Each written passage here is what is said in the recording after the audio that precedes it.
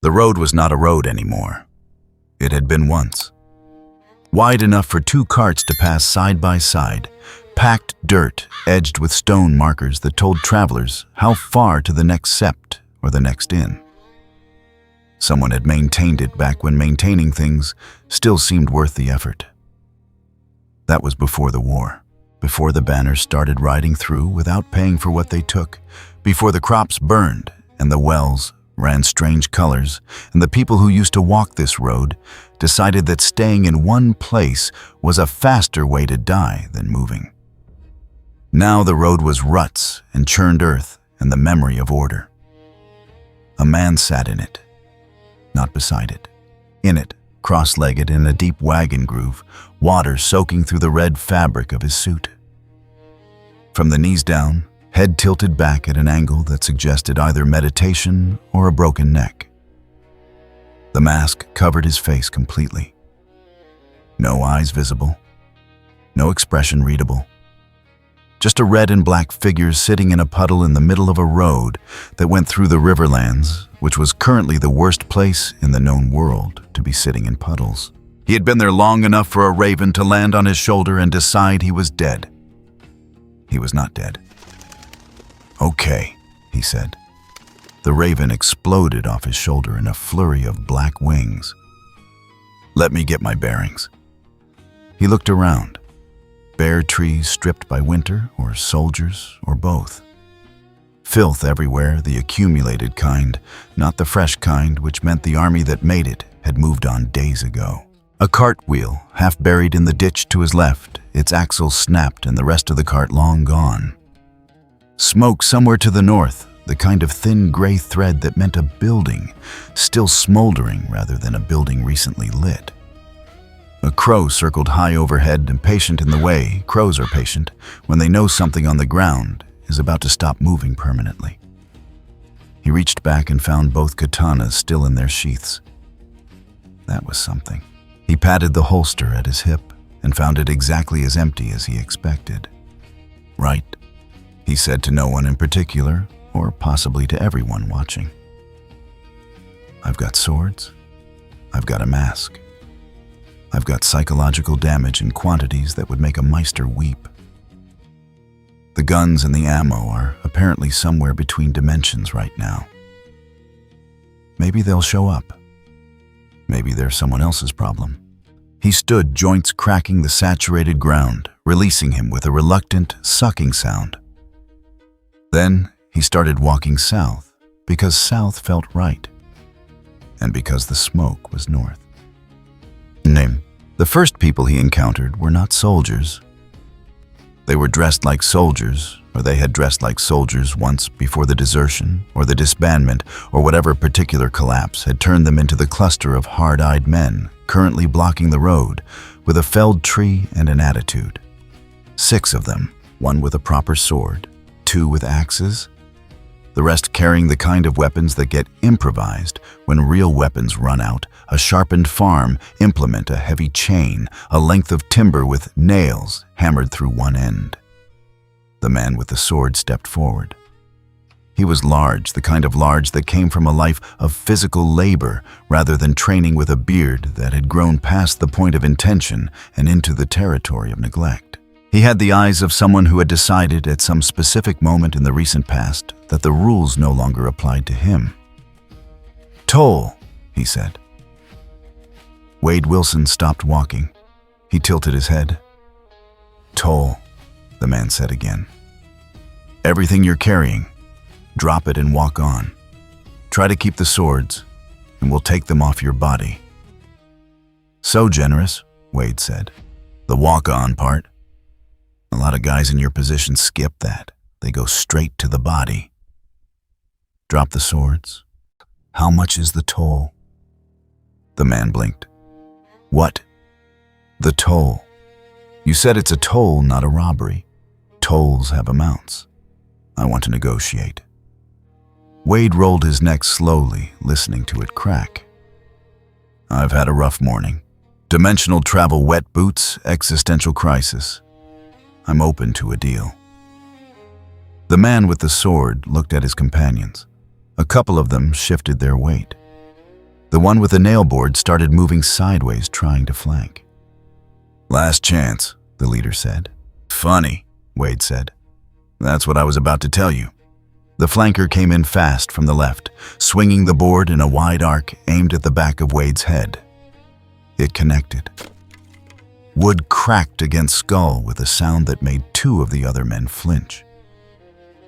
Wade pitched forward, one knee hitting the ground, and stayed down. Nobody moved for a moment. Then the leader took 2 steps forward, sword rising. Wade stood up. It was not dramatic. There was no surge to his feet, no battle cry, no moment of cinematic recovery. He just stood the way a person stands when they've decided lying down is no longer interesting. The back of his mask was caved in slightly from the impact. As they watched it, slowly pushed back out the fabric, reshaping as the skull beneath it knit itself together with a sound like cracking ice. The man with the nail board made a noise, not a word, just a noise. Wade turned his head not toward the leader, not toward any of them. Slightly to the side, slightly toward nothing.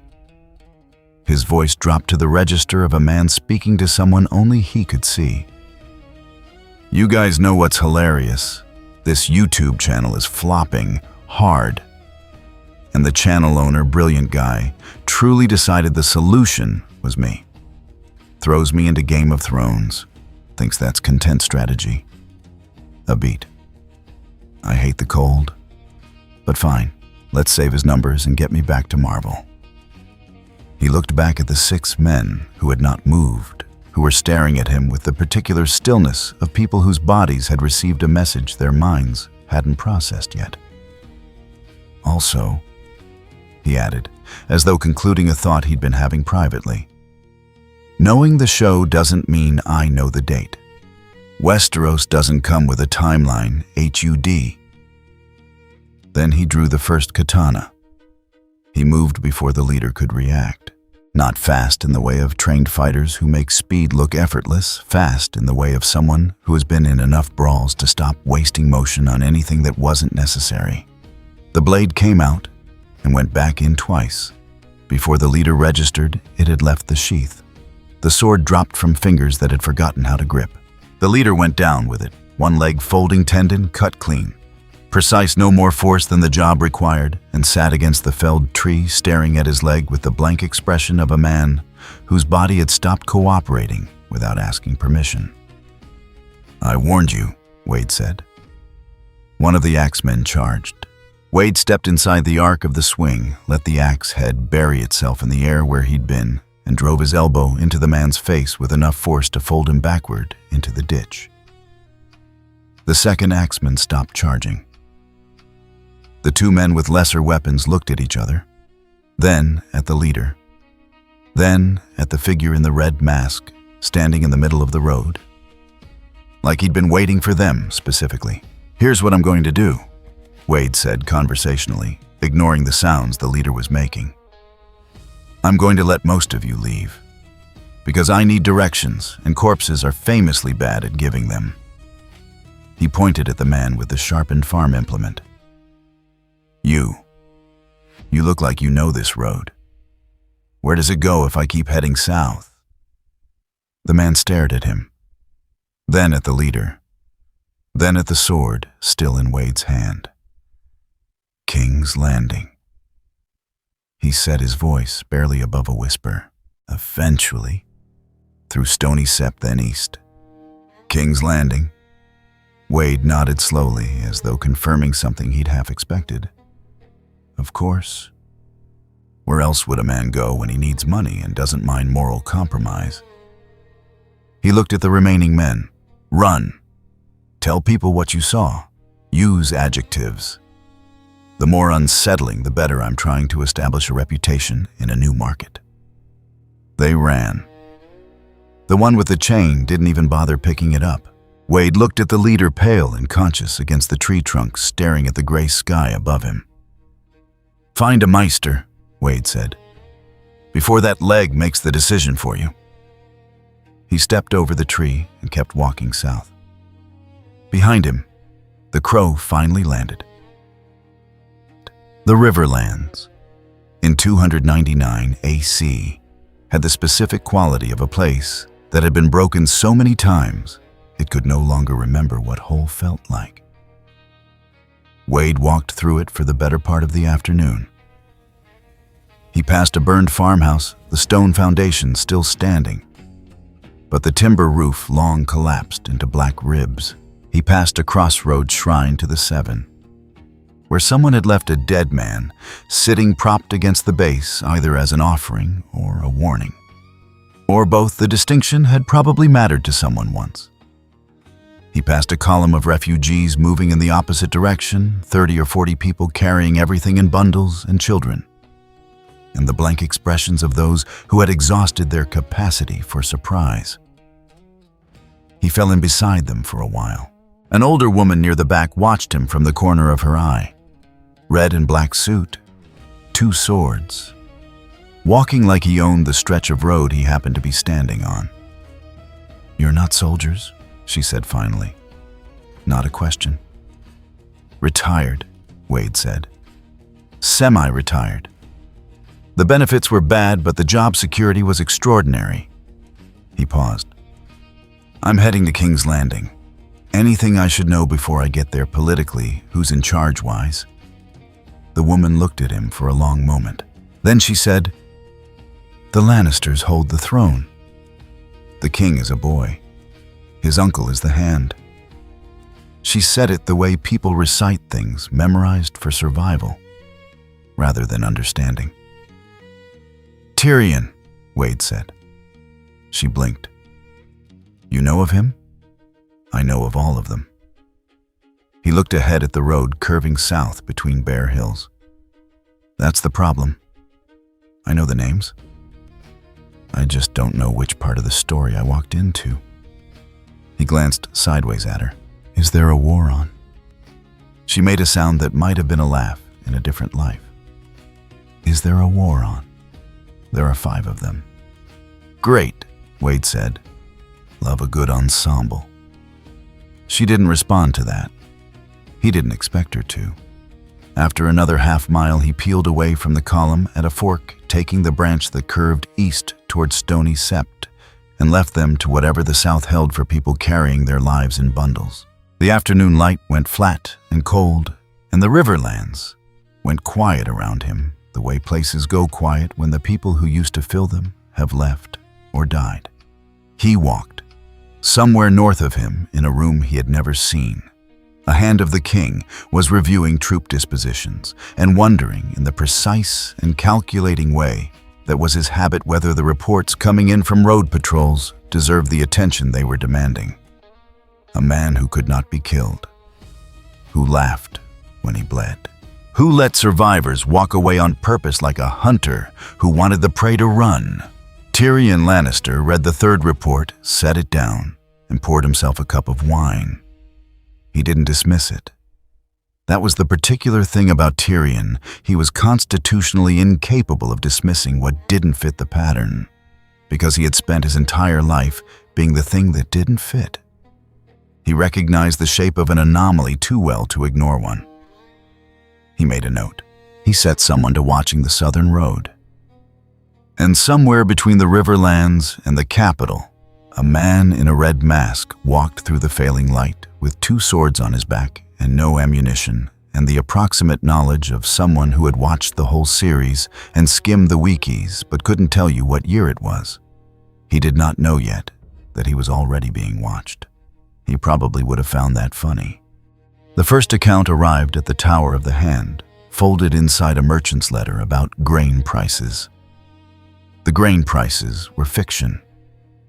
A cover the kind Varys's little birds used when they needed to move information through channels that Cersei's people also monitored. The account itself was 3 sentences long. A figure in red and black. 6 men, one of them, a known road captain operating between Stony Sept and the capital. The road captain was alive, one leg useless, and the other 5 had scattered in directions that suggested they did not intend to stop running for some time. Tyrion Lannister read it twice, set it beside his wine cup, and said nothing. The second account came 2 days later, carried by a wool trader whose cart had passed the same stretch of road some hours after the incident. This one was longer, filtered through 3 people before it reached parchment, and consequently more dramatic. The figure had grown taller, the wounds more gruesome, the recovery more instantaneous. The trader swore the man had laughed while bleeding. Tyrion noted that detail separately. The third account he'd already reviewed the night the figure was first reported at the city gates. He'd set someone to watching the southern road then. By the time the fourth account arrived, this one from a gold-cloaked sergeant whose patrol had encountered the figure entering the city through the Gate of the Gods. Alone on foot, buying a meat pie from a vendor and asking in a loud voice whether anyone in King's Landing sold ammunition, Tyrion had stopped waiting and started planning. He sent Podrick with a message, not a summons. An invitation with a specific tavern named and a specific hour, and the kind of fee attached that communicated seriousness without communicating desperation. Tyrion had learned early that desperation was a price you paid twice. The tavern was called the Broken Anvil. It sat in the upper ward of Flea Bottom, which meant it was only moderately filthy rather than aggressively so. And it had the advantage of being frequented by people whose occupation required them to notice nothing they hadn't been paid to notice. Tyrion arrived first. He always arrived first. It was one of the few tactical advantages available to a man of his stature. People underestimated how quickly he could move when he chose to. And arriving early meant controlling the table, the sight lines, and the first impression. He ordered wine, assessed the exits, and waited. Wade Wilson arrived 7 minutes late, folded himself into the chair across from Tyrion without being invited, and looked around the room with the unhurried attention of someone cataloging it for future reference. "King's Landing," he said, "where everyone smiles like they're friendly and counts your organs like their inventory." Tyrion studied him across the rim of his cup. The suit was impossible. No Westerosi dye produced that particular red, and the material moved wrong, too smooth, too uniform. The mask was worse. No seams where seams should be, no breathing gap wide enough to be practical. The 2 katanas on his back were real enough, the steel good quality, the hilts worn in the specific way that came from use, rather than display. "You're shorter than the account suggested," Tyrion said. "You're exactly as short as I expected," Wade said. "I mean that as a compliment. Short people are underestimated. It's our superpower. I'm not certain we have that in common." "You'd be surprised." Wade picked up Tyrion's wine cup, examined it, set it back down without drinking from it. "You sent me money. I'm here. What do you need done that you can't put your name on?" Tyrion appreciated the directness. He'd been prepared for more performance. The accounts had suggested a man who enjoyed the sound of his own voice to an unusual degree. But apparently Wade Wilson also knew when to skip the theater. "3 questions first," Tyrion said. "What do you want?" "Payment, coin, standard rate for whatever the job is, plus a premium for the part where I'm the only person who can do it." "What can you do?" "Almost anything that involves getting close to someone who doesn't want to be gotten close to. Retrieval, persuasion, termination, if that's on the table. I work clean when clean is useful, and messy when messy is faster." He paused. "I'd normally add firearms to that list, but I appear to have lost mine between dimensions, which is a whole thing I'm not going to explain right now. So currently blades, hands, and improvisation." Tyrion noted the word dimensions without reacting to it. He'd learned not to react to things he didn't yet understand. "And if you decide the contract no longer suits you halfway through, then I stop and you don't get your money back." Wade leaned forward slightly. "But I don't walk on jobs mid-contract. I've got a lot of flaws. That's not one of them." Tyrion studied him for a moment longer. The mask made it difficult. There was nothing to read, no micro-expressions to track, no tells that a face normally provided. He was negotiating with a wall that talked. He found it oddly refreshing. "There's a man," Tyrion said, "who operates out of the Street of Flour. He supplies grain to 3 of the city's garrisons.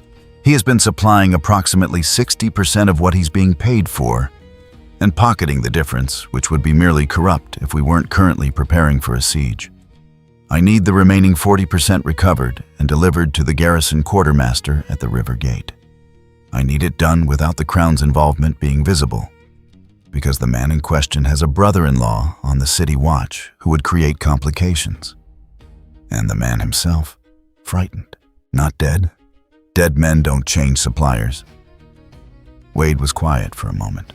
Then, "That's a very measured response to theft during wartime." "I'm a very measured person." "Sure you are." Wade stood. The small purse, the advance which had been sitting on the table between them, was gone. Tyrion realized he had never seen his hand move. "Give me until tomorrow night." He left through the back. Tyrion sat with his wine and the quiet satisfaction of a man who had just purchased something whose value he couldn't yet calculate at a price he was reasonably certain he could afford. The grain merchant had a sergeant's cousin on the city watch, or so the record suggested, which was the kind of connection that explained the corruption without excusing it. He lived above his own warehouse on the Street of Flour, in rooms that smelled of the product and the comfortable life it had purchased him. Wade did not knock. The window on the east side of the building was unlatched, careless but common in the upper floors of buildings, whose owners assumed height was security. Wade came through it at the 2nd hour past midnight, landed without sound on a floor covered in account ledgers, and spent 11 minutes reading them by the light of a candle stub he'd brought for the purpose. The numbers told a clear story. Not 60% skimmed. Closer to 45 delivered, 55 redirected to a private buyer operating out of a counting house in the Cobbler's Square. The private buyer's name was in the ledger, abbreviated, but not well enough. Numbers never scream, Wade thought. That's why they're honest. Tyrion would find that useful. He left the ledger open to that page, the candle burning beside it, for whoever came in the morning. Then he went upstairs. The merchant woke to find a masked figure seated at the foot of his bed. One katana resting across both knees, the blade catching enough moonlight to be unmistakable. "Good news and bad news," Wade said. "Good news, I'm not here to kill you. Bad news, the man who sent me knows about the counting house in Cobbler Square. Worse news, I left his ledger open to the relevant page and the candle burning. So your bookkeeper is going to have questions in the morning." The merchant made a sound. "The grain," Wade said. "The portion you've been redirecting. I need to know where the current stock is being held. And I need you to write a letter to your contact at the counting house explaining that the arrangement is over, effective immediately, and that he should consider any further inquiries on the subject to be potentially fatal. Use those exact words. Potentially fatal. It has personality. You can't who sent you. A man who counts things very carefully." Wade tilted the katana slightly, just enough. The letter. It took 20 minutes. The merchant wrote 2 drafts before Wade accepted one and spent the interim making the kind of sounds men make when their comfortable understanding of consequence is being revised at speed. The grain was in a warehouse 3 streets over. Wade had him write the location down, as well signed and sealed with his personal mark. He left the merchant alive, frightened, and already calculating whether there was anyone left he could still sell information to. There wasn't. But the calculation would keep him occupied and out of trouble for a day or 2, which was enough. The grain reached the Rivergate quartermaster before dawn, delivered by 4 hired carters, who asked no questions because they'd been paid not to. The letter reached Tyrion's desk with the morning's correspondence. The ledger page Wade kept.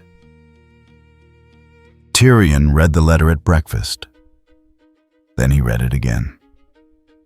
Then he set it beside his plate and looked at it while he ate the way he looked at moves on a Savas board that were better than he'd anticipated. Podrick hovered near the door. "Send the second payment," Tyrion said. "The amount we discussed. And tell whoever's watching the Gate of the Gods that our subject is now operating in the city. And I want him to know he's being watched, but not to feel threatened by it. There's a distinction, my lord. A man who feels threatened runs or fights. A man who feels observed gets curious about why." Tyrion picked up his wine. "I want him curious." He did not share this reasoning with anyone else that morning. Specifically, he did not share it with his sister, who had sent her own note at first light, asking whether the rumors about a red-masked figure entering the city were worth investigating. Tyrion had written back that he was looking into it. This was technically true. 3 floors above the small council chamber, in a room that appeared on no official map of the Red Keep, Varys received his own dispatch of the previous night's events from a source whose identity he had no intention of recording anywhere. He sat with it for a moment, in the particular stillness he cultivated, the one that looked like calm and was actually calculation. "Can he be bought?" his source asked. "He was bought," Varys said. "The question worth asking is different." He folded the dispatch carefully crease by crease until it was small enough to disappear into his sleeve. "The question is whether the man who bought him understands what he's purchased." His source waited. "A tool that cannot be broken is not a tool," Varys said. "It's a condition." He dismissed his source with a gesture and sat alone for a while longer, turning the problem over the way he turned all problems over, looking for the angle that everyone else had missed, the pressure point that would make the whole structure legible. He didn't find it. Not yet. That in itself was information. In the small solar off the Queen's apartments, Cersei Lannister received the report from her own source. A gold cloak officer whose loyalty she had purchased 3 years ago and maintained through a combination of generosity and the kind of implicit threat that never needed to be spoken aloud. The report was shorter than Varys's, less nuanced, but it contained one detail that neither Tyrion's intelligence nor Varys's network had flagged yet, because it had happened in the hour before dawn in a part of Flea Bottom where neither of them had eyes at that particular moment. The figure in red had stopped outside a building, an unremarkable one, a boarding house, and stood in the street for several minutes. Not casing it, not entering, just standing, as though listening to something no one else could hear. Then he'd looked up at the sky, said something to the air, laughed once quietly, walked on. Cersei placed the report on her table and looked at it. "Find out who has him," she said to the gold cloak officer. "And then find out what it would take to have him instead." The officer bowed and left. Cersei picked up her wine. Outside the window, the city was waking into its ordinary noise carts, gulls, the distant hammer of the shipyards, working the dawn shift to meet Tyrion's timelines. All of it ordinary, all of it hers to lose if someone introduced a variable she couldn't account for. She didn't like variables. She liked them even less when they laughed at things no one else could see. The invitation arrived on red keep parchment sealed with a lion. Not Tyrion's seal, the other one. Wade turned it over in his fingers, sitting on the edge of a cot in the boarding house room he'd been occupying for 4 days. Long enough to learn which floorboards announced visitors and which window gave the best exit angle onto the alley below. The parchment was quality stock, the kind that cost more than most people in Flea Bottom earned in a week. The wax was deep crimson, pressed with a lion rampant, and the letter inside was 3 lines long. Your service has come to our attention. We would discuss an arrangement more suited to your considerable abilities. The Tower of the Sun, the 4th hour after midday. Come alone. No signature. Just the lion. Wade read it twice, then held it up to the light from the window as though checking for watermarks. Ah, he said quietly to no one visible. The palace level.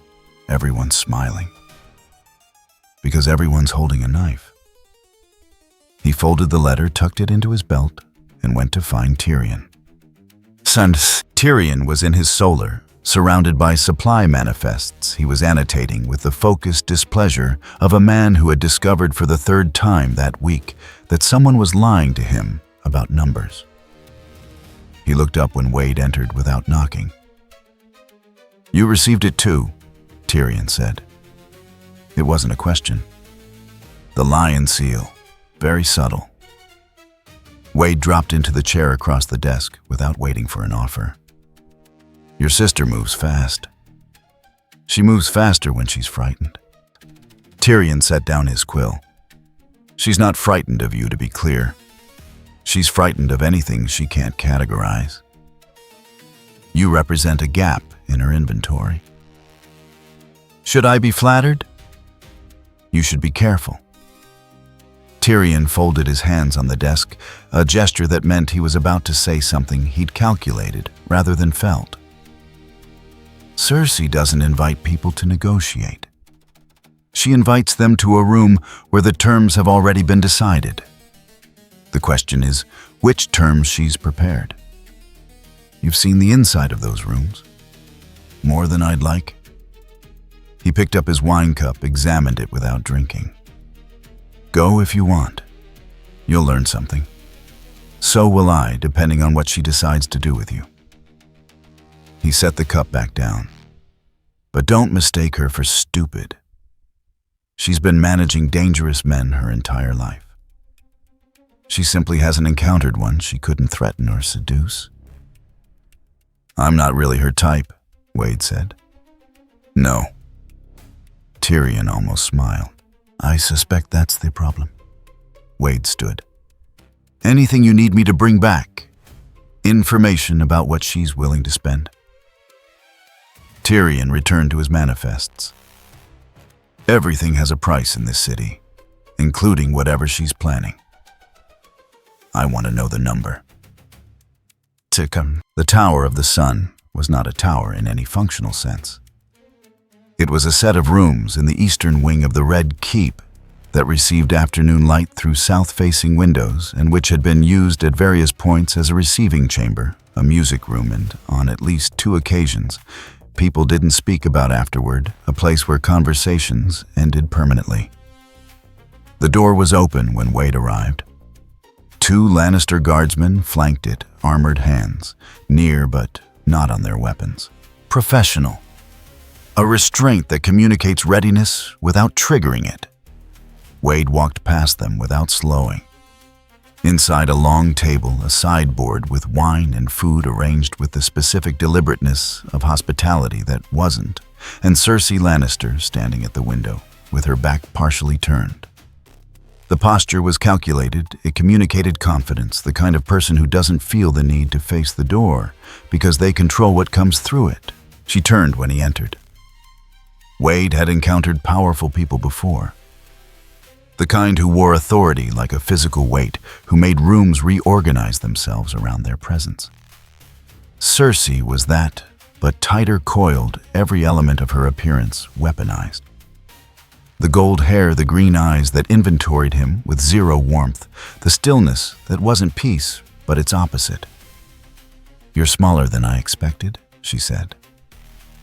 You're the second person to say that, Wade said. Is it a King's Landing thing? She didn't acknowledge the deflection. That was interesting. Most people either laughed or got colder. She simply moved past it the way you move past furniture. Sit, she said. I'm fine standing. Better sight lines. A beat of silence. She absorbed this without visible reaction and remained where she was. My brother has been using you for errands, she said. Supply problems? Minor logistics. It's a waste. He pays on time. I'd pay more.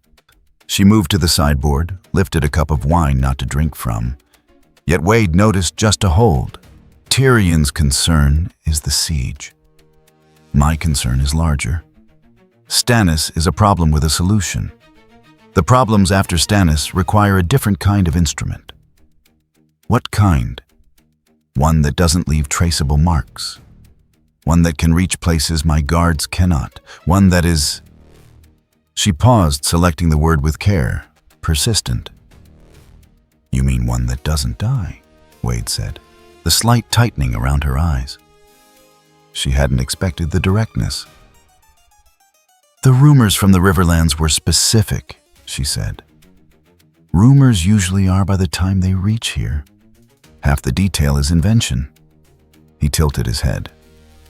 What exactly do you think you're buying? Something useful. That's not a number. She named one. It was large enough that a different kind of man would have sat down without thinking. Wade didn't move. No, he said. The stillness in the room changed quality. You'd refuse that. I'd refuse working for you. The number's fine. The employer's the problem. He looked at her steadily. You want something that does exactly what you tell it whenever you tell it without asking what it's for. I've read that contract. The exit clause is a shallow grave. You can't be killed. I can be inconvenienced for a very long time. He glanced at the wine she was still holding without drinking. And whatever you put in that cup isn't going to help your argument. The silence that followed had texture. Cersei set the cup down on the sideboard, a controlled movement, nothing given away. Leave us? She said to the room. The two guardsmen, who had been standing inside the door behind Wade, which was the point, withdrew. The door didn't close fully. You understand what refusing means, Cersei said. It means you move to the next option. Wade looked around the room with the unhurried attention of a man taking inventory. Which I'm guessing involves the door I didn't come through. The panel in the far wall opened. 4 men came through it. Not Lannister guards, something less official men who didn't appear in household records. Each carrying the purpose of someone briefed on what they were dealing with and armed accordingly, chains. Rather than rope a leather hood, they bar through the door handles behind them. Wade didn't move. Huh, he said. The first one reached him. Wade let the chain loop his right arm, let the second man grab his left, felt the hood coming down over the mask, and decided it was actually fine, because he'd already cataloged the room's dimensions and exit geometry. He went down when they put enough weight on him. He stayed down while they finished. The room they put him in was below the tower, accessible through a passage that didn't appear on the steward's map Tyrion had marked for him 2 days ago, which meant it was old construction, pre-Targaryen, possibly cut into the bedrock with the specific intention of being forgotten. No windows. One door iron-banded bolted from outside. Stone floor damp cold. The chains were good quality. Wrists behind the back ankles hobbled a secondary line from wrist to a ring sunk into the wall. Wade sat with it for a while. The darkness was total. In total darkness, with nothing external to track the mind, either unravels or gets very specific. Wade's mind got specific. He cataloged what he'd heard through the hood during transit, 14 steps down, 2 corners. The creak of the door was iron-hinged, not wood-hinged. There was a draft from the left when they entered, meaning a secondary passage. The guards outside, he'd heard 2 sets of footsteps, stop one continuing away. 1 guard, maybe 2 if they rotated. He cataloged what he'd seen before. The hood, the panel door, the angle, a secondary access behind the sideboard. Cersei had known the layout in advance, which meant she'd used this room before. It was prepared, which meant she did this regularly. He filed that. Then he spent some time listening to the chains. After a while, long enough that the guard outside had shifted position twice, detectable by the change in the sound of breathing through the door, Wade be in the process of leaving. It was not dignified. It involved his left shoulder, a deliberate dislocation that made a sound like a green branch snapping, and the specific focus that comes from having done something painful enough that the mind has learned to step slightly to one side of it. The joint gave. The chain slackened 2 inches. 2 inches was enough to begin. He didn't rush. Rushing was for people who needed to get out before the damage got worse. The damage was going to get worse regardless, and then get better. So there was no urgency in the conventional sense. He worked methodically, following the geometry of the restraints, letting the shoulder reset with a wet crunch somewhere around the 3rd step of the process. The wrist chain took longer. He found the weakest link by feel. The joint was slightly proud of the surface on one side, a manufacturing variation, something you only confirmed by touch. He worked it. It took time. He was thinking about the sideboard while he worked. The wine, the preparation. The 4 men through the panel door. Cersei had done this carefully. That was useful information. It meant she'd considered it seriously, which meant she'd already decided the direct approach Tyrion contracts negotiation wasn't going to get her what she wanted. She was moving laterally. In GOT terms, that was the point where things accelerated. The link gave. He sat in the dark for another few minutes after listening. 1 guard. Breathing slow, probably standing rather than seated, which meant alert rather than bored. Wade found the door hinges by touch. Iron banded as expected, but the hinges were on the inside, a construction detail, probably original from when outward-facing hinges were standard practice. Someone had refitted the bolts, but not replaced the hinge plates. He went to work on the lower hinge pin. Yes, the guard was in fact alert. He heard something, a scrape of metal, ambiguous, the kind of sound a man talks himself out of because it's easier than investigating. And he investigated anyway, which was professional of him. He opened the door to find the room empty. The upper hinge pin was in the center of the floor. The lower one was missing. A smear of blood on the stone near the wall was already drying at the edges. He stared at this for several seconds. Then he went to report. Asana. Wade came out of the passage, through the secondary access behind the sideboard, as expected, into a red keep corridor that was empty in the pre-dusk quiet. The shoulder was still reassembling itself. He could feel the deep tissue working the familiar heat of it. He rolled it once, got about 70% range of motion, kept moving. He did not exit through the Tower of the Sun. He took 2 turns, found a servant's stair, and was out through a yard gate before the guard had finished his report. What he carried out with him, the approximate dimensions of that underground passage. The sound of 2 voices through a vent slit he'd found with his fingertips near the floor, one of them. Cersei's brief giving instructions he couldn't fully parse, but caught enough of the words Blackwater and the Hand's plan, and when Stannis arrives, she wasn't just trying to contain him. She was making contingency plans for the siege. Plans that didn't include whatever Tyrion was building. He found a fountain in the lower city and sat on its edge in the last of the daylight, letting the shoulder finish its work.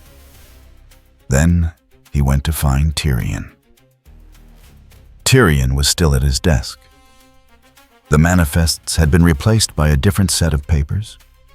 Naval dispositions, tide tables, something rendered in a hand Wade didn't recognize.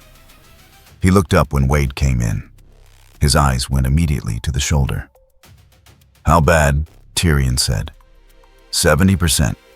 Give it an hour." Wade dropped into the chair again. Same chair, different posture. She had 4 men waiting behind a panel. Chains, not rope, someone briefed her on the hard-to-kill part. "She has thorough sources." Tyrion set down the papers. "What did you hear? Blackwater, your plan.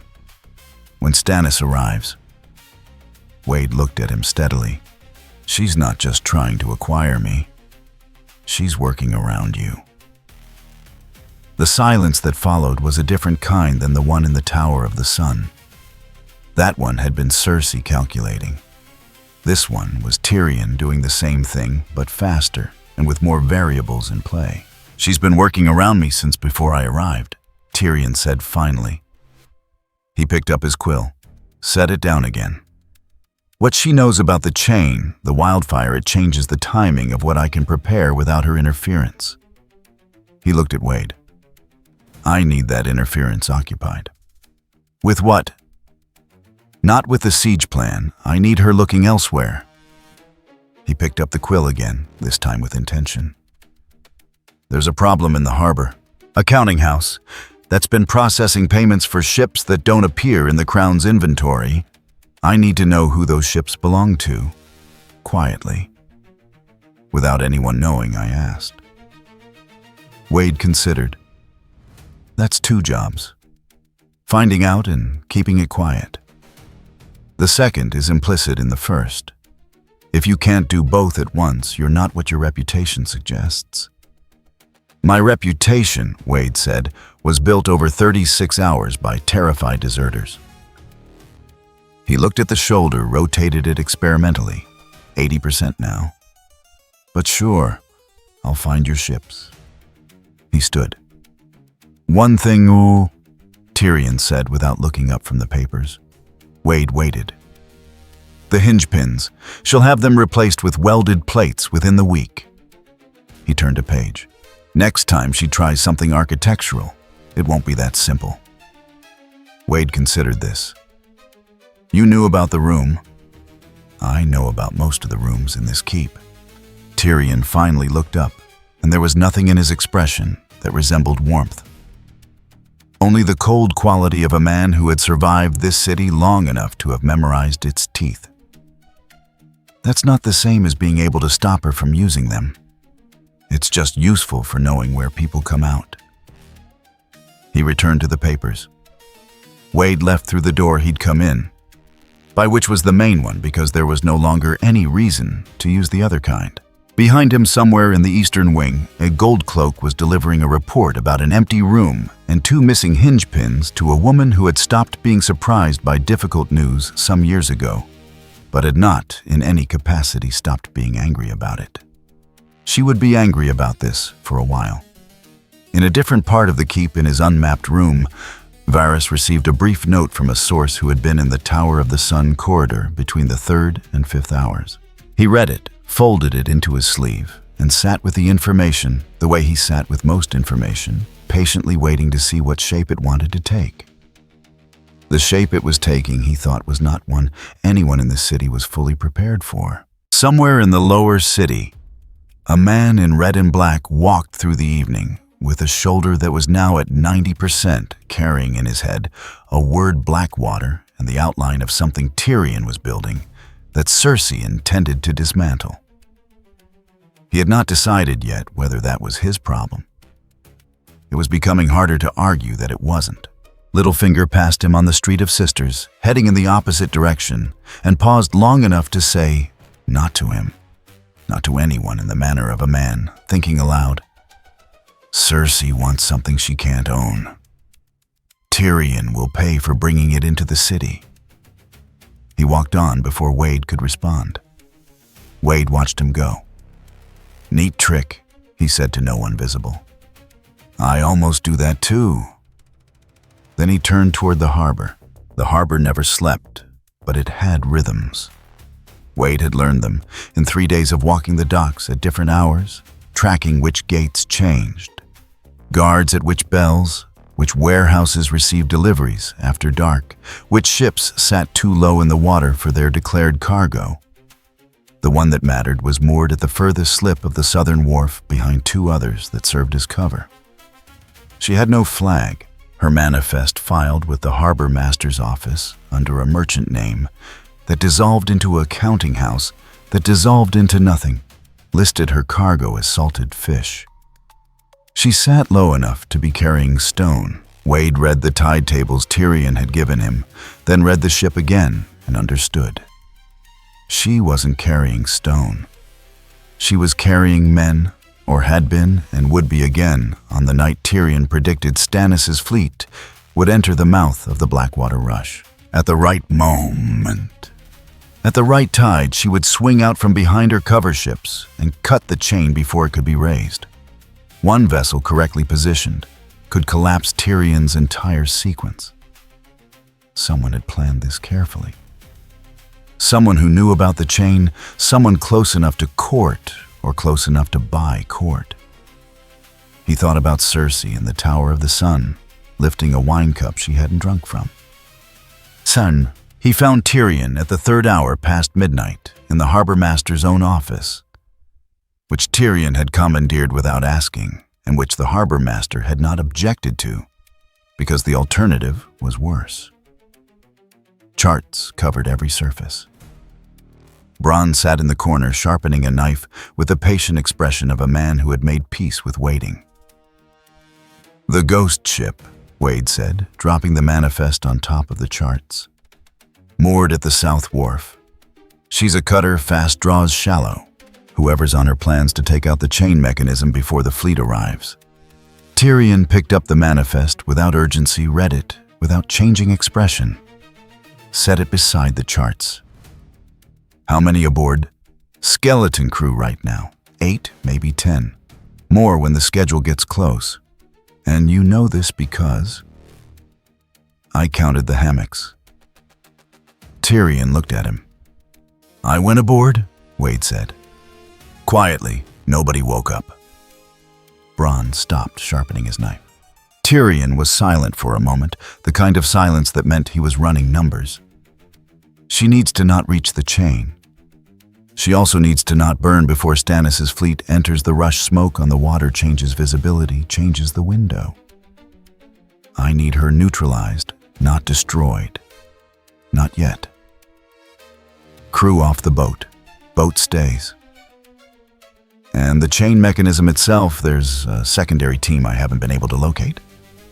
Someone who went to ground in the Mudgate district 3 days ago." Wade thought about the secondary passage behind Cersei's sideboard. The conversation she'd been having that he'd only caught edges of. "Same operation." "Almost certainly." Tyrion turned back to the charts. "I don't have anyone I trust to move in that district without it getting back to the wrong person within the hour." "War episode?" Wade said to no one in particular. "Everyone thinks it's about swords. It's about timing." Bronn looked at him sideways. Tyrion did not look up. "The Mudgate district," Tyrion said. "2 targets then. Can you manage both before dawn?" "Define manage." "I don't care about the bodies. I care about the timeline." Wade considered. "The boat first, the Mudgate second. And I'll need a boat of my own, small, no lights, to cross the rush without going through the main gate." "Bronn," Tyrion said. "I heard," Bronn said. He stood, sheathed the knife, looked at Wade with the flat assessment of a professional evaluating another professional. "Can you swim?" "I regenerate," Wade said. "Drowning's just inconvenient." Bronn absorbed this without visible reaction. "Right," he said. "Let's get your boat." The ghost ship was called, according to the documents in the captain's quarters, the Mary Fisher, which was the least convincing name Wade had encountered in 2 weeks in this city. He went aboard the same way he'd gone the first time, over the stern low in the water, using the anchor chain as a handhold. The harbor smelled of brine and old wood, and the specific rot that comes from things left in water too long. 8 men aboard. He'd counted correctly. He took his time. This was not a combat situation if he didn't make it one. He moved through the lower deck methodically, deck by deck, working toward the bow. The first 2 men were asleep. He used the chain he'd taken off the ghost ship's equipment locker.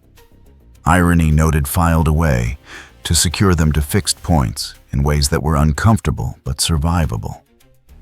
The third was awake, sitting watch at the bow, staring at the harbor lights with the unfocused attention of a man 3 hours into a boring shift. Wade came up behind him and used the edge of his palm at a very specific angle. The man went down without a sound. 4, 5, 6 asleep, dealt with quickly. 7 was the problem. He was in the captain's cabin, not asleep, sitting at the table with a cup and a candle, and the tight-shouldered posture of someone who wasn't comfortable waiting. He heard something, a creak of the wrong timber, too deliberate, and turned with his hand already on the blade at his belt. Wade was already across the room. The fight lasted about 4 seconds, which was approximately 4 seconds longer than it needed to be if Wade had been willing to kill him. He wasn't. He needed the captain conscious enough to understand what he was being told. He held him against the bulkhead, by the collar, one katana resting against the table nearby, in a position that communicated options. "Your job is done," Wade said. "Chain cut, chain mechanism, whatever you were paid for, it's done without you. The men who hired you know this. You can either swim to shore right now, which is unpleasant but survivable, or stay here and have a different kind of conversation with a man who arrives at dawn and is significantly less patient than I am." He reached into his belt and set a wax seal on the table between them. Lion red. The captain looked at it the way men look at things that end arguments. The captain looked at the katana, at the seal, at the door which was behind Wade. "How do I know you won't? You don't. That's why you should move now." He moved fast. Wade watched him go over the side, listened to the splash, waited. No alarm. He finished securing the remaining crew to things that would require a saw or a locksmith to undo. Sealed the ship's signal lantern in its locker and left through the stern the way he'd come. He was on Braun's small craft and moving across the rush before the harbor master's bell rang, the 4th hour. The Mudgate district smelled of tallow and sawdust and the concentrated anxiety of a neighborhood that knew what was coming. Word of Stannis's fleet had reached the city days ago. The people who could leave had. The ones who remained were either too poor to move or too embedded in whatever they were doing to stop. The secondary team was in a tannery 2 streets back from the gate itself. Wade found them by following the logic they needed to be close to the chain mechanism, which was operated from a tower at the water's edge, and they needed to not look out of place in the surrounding streets. A tannery employed men who moved heavy things at odd hours, and nobody asked why. 5 men. Better armed than the ship crew, actual swords. Actual training, the posture of people who'd been in combat before. Wade leaned against a wall across the street and watched the tannery for 20 minutes. He wanted them to underestimate him for exactly 1 heartbeat. Then he walked in through the front. The first one came at him hard, which was correct behavior, but the wrong response to the specific situation. Wade stepped inside the swing, got a grip, and redirected the momentum into the second man who was coming from the left. They went down together in a way that involved a support post and was going to hurt in the morning. 3 and 4 came through the back door, which Wade had expected he'd been counting exits since he entered. He moved toward rather than away from them, which was wrong enough to create a half-second of confusion and use the confusion. 3 went down hard.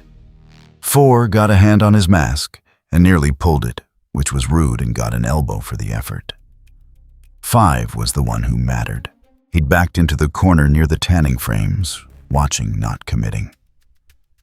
The eyes of a man who'd seen real fights and knew when to stay out of them. "You're the one who understands the chain mechanism," Wade said. The man said nothing. "I know because you're the only one in this room who's been thinking instead of reacting." Wade tilted his head. "Which means you're the only one who can tell me if there's a third team I don't know about." Silence. "I'm not going to ask twice. Third team, yes or no?" "No," the man said, finally. "Just us and the boat." "The boat's handled." Wade looked at him for a moment longer, reading the tension in the shoulders, the eyes. He was telling the truth. You're going to stay in this room until midday, you and your friends. Someone will come to let you out. If you're not here when they arrive, the man who sent me will assume you finished the job." He left them there, pulled the door closed, and wedged it with a timber from the tanning frame. Dawn was beginning to gray the water's edge by the time he crossed back. Tyrion was at the tower above the chain mechanism when the first sails appeared on the horizon. He didn't look like a man commanding a battle. He looked like a man doing arithmetic, which functionally was the same thing. The chain. The wildfire laid below the rush's surface in clay pots, connected by nothing more than a trail of oil and prayer. The timing. All of it dependent on Stannis' fleet doing what fleets do, which was move predictably in a channel, and on no one having removed any of the pieces. Tyrion had spent weeks placing. Wade arrived at the tower at a run, took the stairs 2 at a time, and reported in the compressed way that Tyrion had learned to prefer boat crew secured mechanism. Team contained no third element. Tyrion listened without turning from the water. "Good," he said. That was all. The battle, when it came, did not announce itself. One moment the horizon held sails.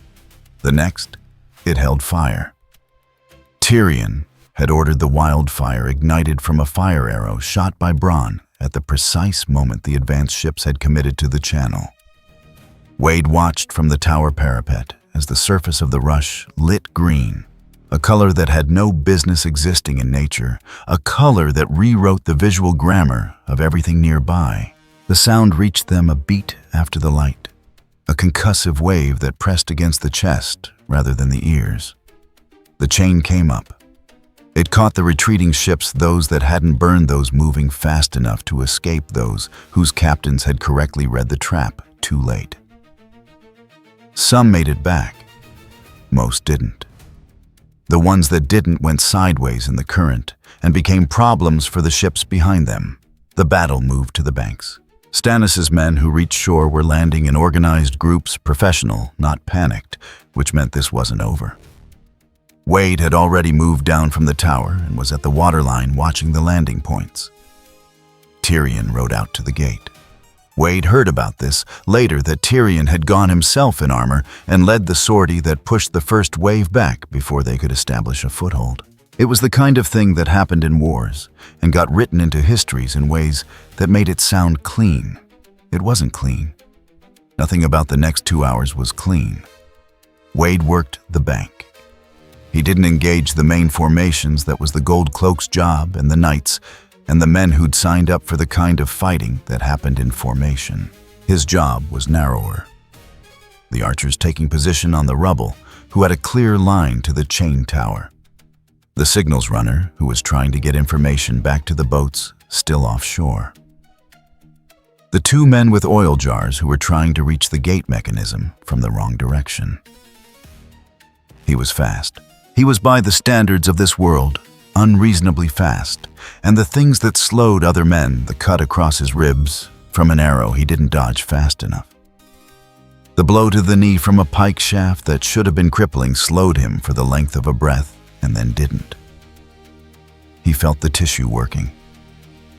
He felt the deep heat of it, the cellular effort that nobody saw, but that he was always aware of, the body refusing the damage being done to it.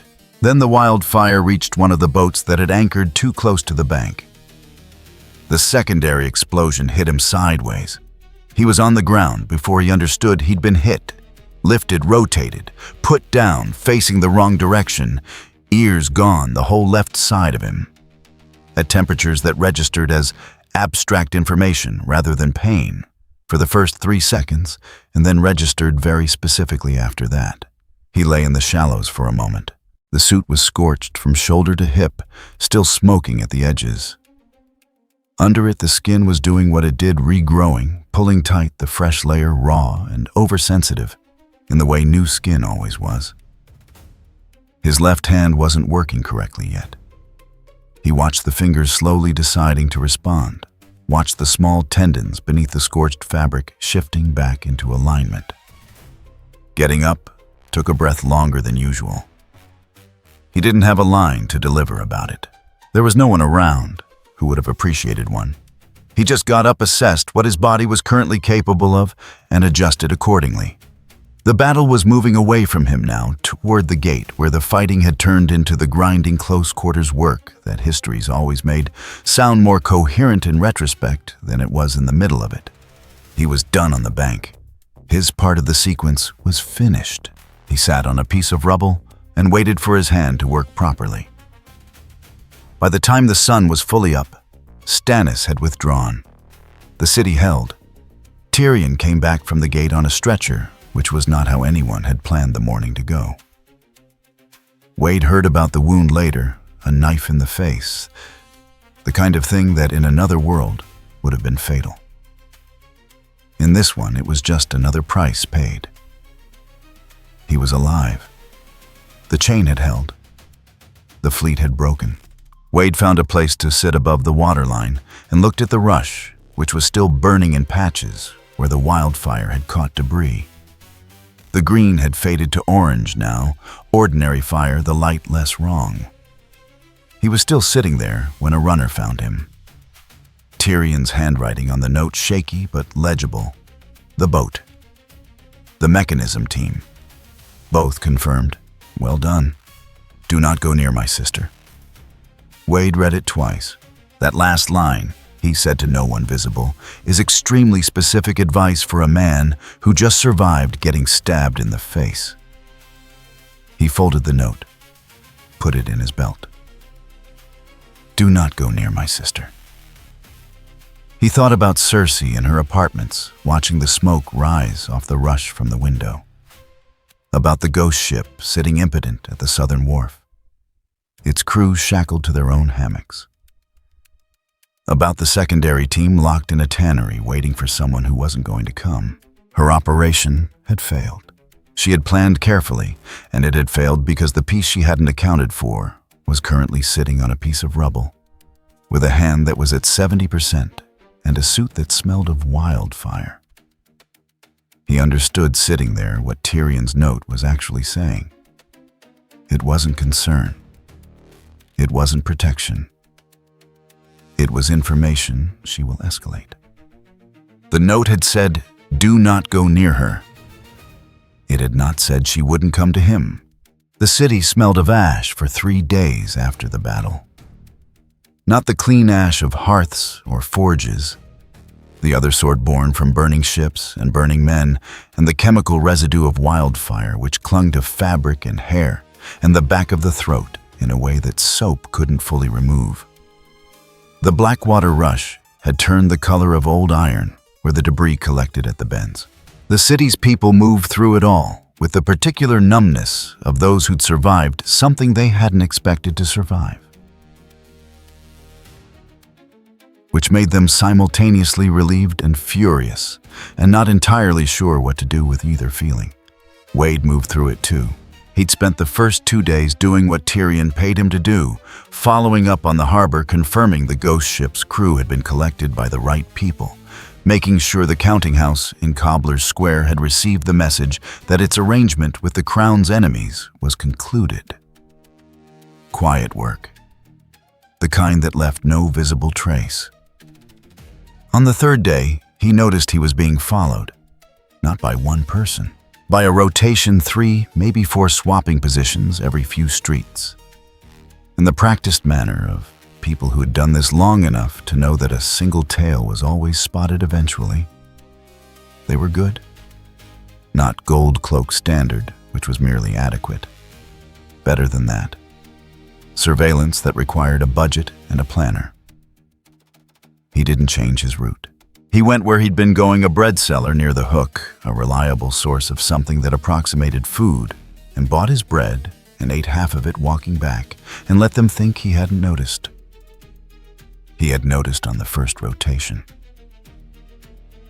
The trap came that evening in the narrow lane behind the brothel district, where Wade had been using a back entrance to avoid the main streets. Option C, he thought when he saw it, the net dropping from the roofline, the men at both ends of the lane coming in simultaneously. The cart blocking the only side exit, not chains this time. A weighted net first to tangle, then chains once he was down. Someone had thought about this. Someone had considered what hadn't worked. He let the net take him. Partly because fighting a weighted net in a narrow lane against 8 men was genuinely unpleasant, even with Regan, and partly because being unconscious adjacent, while they moved him, was going to be more informative than fighting his way out into the street. "This is the part," he said to no one in particular, as the net's weight drove him to his knees, "where the villain thinks a box solves a problem." Nobody in the lane responded to that. They moved with professional efficiency, net-secured wrists bound with iron cuffs that were hinged, not chained, which meant they'd thought about the dislocate trick. Ankles next. Hood last, thick leather, double-buckled. Whoever had designed this had asked the right questions. He went still and listened. The transit took long enough that he lost count of the turns. He tracked what he could, through the Hood cobblestone to packed earth to stone flags again, the sound changing from the city's ambient noise to something quieter and more enclosed.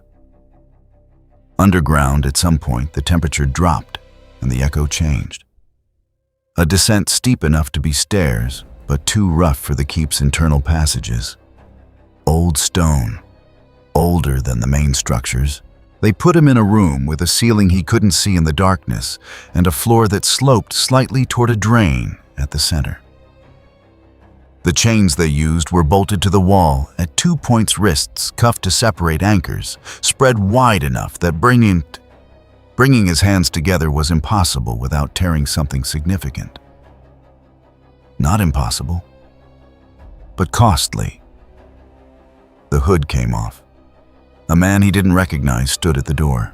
Not a guard's posture, a supervisor's posture, the bearing of someone whose job was to observe and report rather than act. He looked at Wade the way an engineer looks at a structure he's been asked to stress test. "You'll be here for a while," the man said. "The Queen's instructions are clear. You're not to be harmed." "Generous," Wade said. "You're also not to be fed, given water, or spoken to beyond what's necessary to confirm you're still alive." He paused. "We'll confirm that every 4 hours. So the plan is to wait until I get bored and cooperate." "The plan," the man said, "is to wait until you're inconvenient to everyone you currently work for. Time does that to arrangements." He left. The door closed. It was iron-faced, no visible hinge mechanism on the inside. The frame was set into the stone, not mounted to it, cut in construction, pre-existing the door, fitted to a gap, rather than a gap fitted to a door. No hinge pins. The hinges were external on the other side of the door, which made them irrelevant. Wade sat in the dark and thought about that. 4 hours passed. The confirmation came a slot. In the door opened a candle stub, held close enough to see him. The slot closed again. 4 more hours. He spent the time cataloging what he knew. The descent had been steep and long, 2 flights, possibly 3 deep enough to put him below the water table. The drain in the floor fed somewhere. The walls were cut from bedrock rather than assembled from blocks, which meant this wasn't a cellar built into a structure, but a chamber cut into the rock the structure sat on. Pre-Targaryen, probably. A room that existed because someone a very long time ago had needed a place where things could happen without being heard. The walls sweated. The drain was functional water from somewhere not standing. A connection to the rush, possibly, or the city's old cistern network. He worked on the left cuff for 2 hours. Not to free himself, the spread was too wide for that to matter yet. To understand the mechanism. It was a hinged iron cuff, riveted shut, secured to its wall anchor by a shackle that required a matched key. The shackle itself was standard, made the same way for 300 years, because the design worked. He couldn't pick it without a tool, and they'd taken everything. What they'd taken? Both katanas, his belt, the folded note from Tyrion, the wax seal he'd kept from the ghost ship operation, a length of wire he carried habitually. What they hadn't found, a flat piece of sharpened metal he kept sewn into the lining of the suit behind the left shoulder seam. It was thin enough to have survived the search. He waited for the next 4-hour check. When the slot opened, he didn't move. The candle confirmed him. The slot closed. He got to work. Jata. The shoulder seam took 11 minutes to open one-handed. The metal was still there, 2 inches of flattened steel, sharpened on one edge. Not a weapon, a tool. He'd learned over a long career of being put in places people didn't want him to leave that a weapon was often less useful than something that looked like nothing.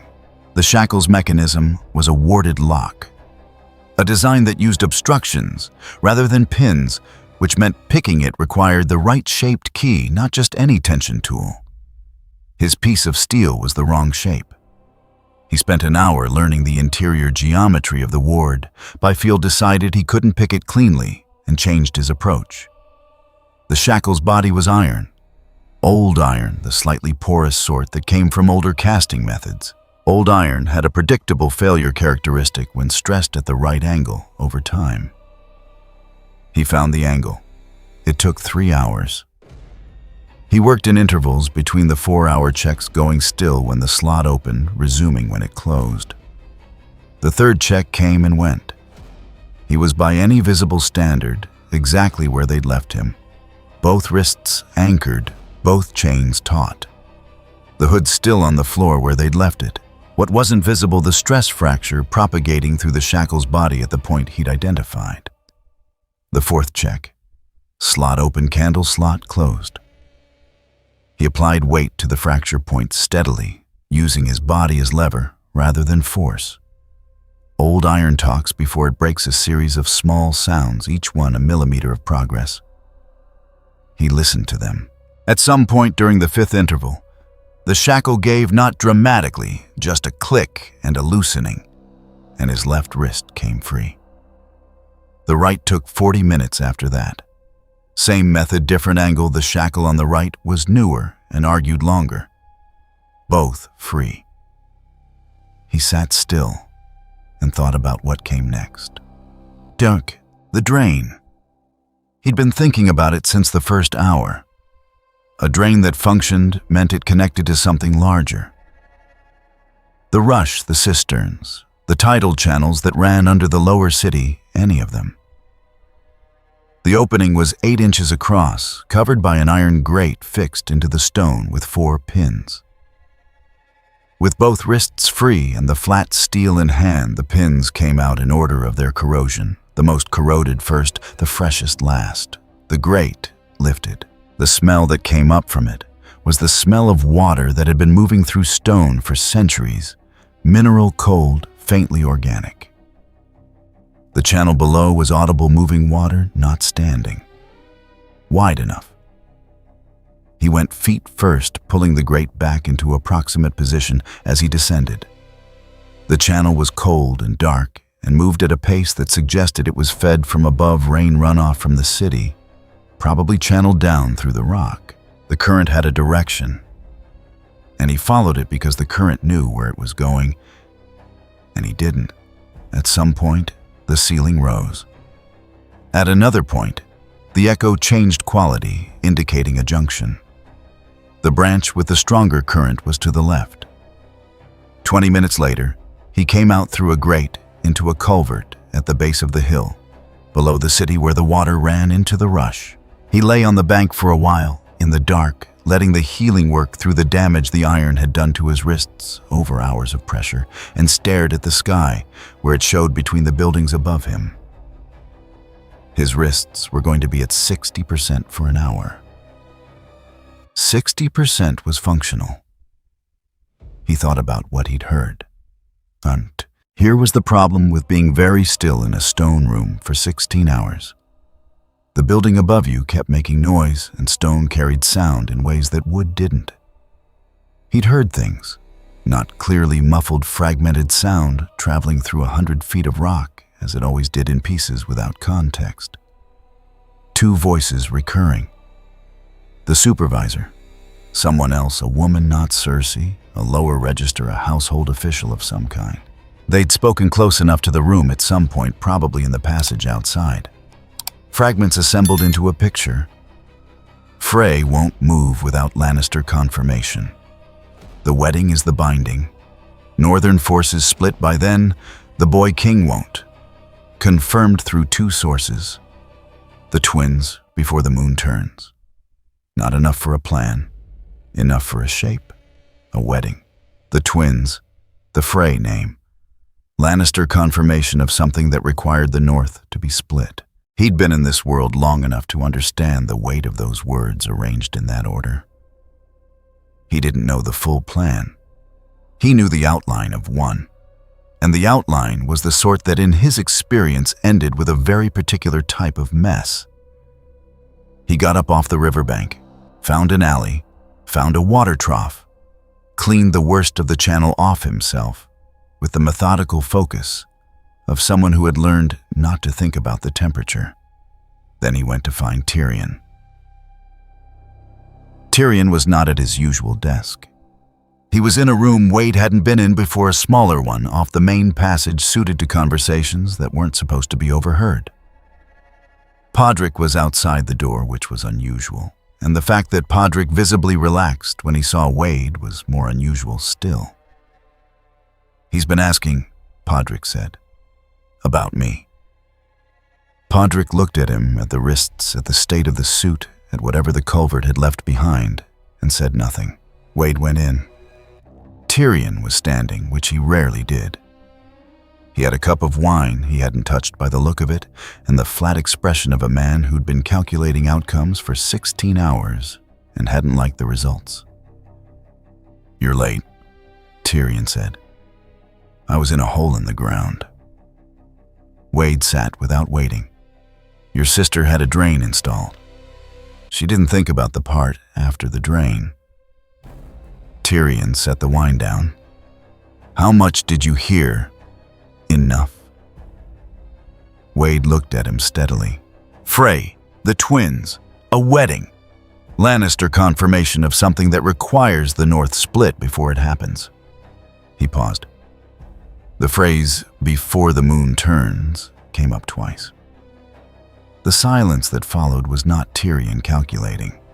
It was Tyrion already finished calculating and not liking the answer. "That's not confirmed intelligence," Tyrion said finally. "That's fragments from a stone passage. Fragments that fit a shape." "Many shapes." "Sure." Wade leaned back. "But you already know this shape, don't you? You've known something like it was coming. That's why you're standing up." Tyrion said nothing for a long moment. "The Freys have leverage over Robb Stark," he said finally. "A bridge, a crossing, and a promise the boy broke." He turned to the window, which showed nothing useful, just the city recovering from its battle smoke, still threading from the rush.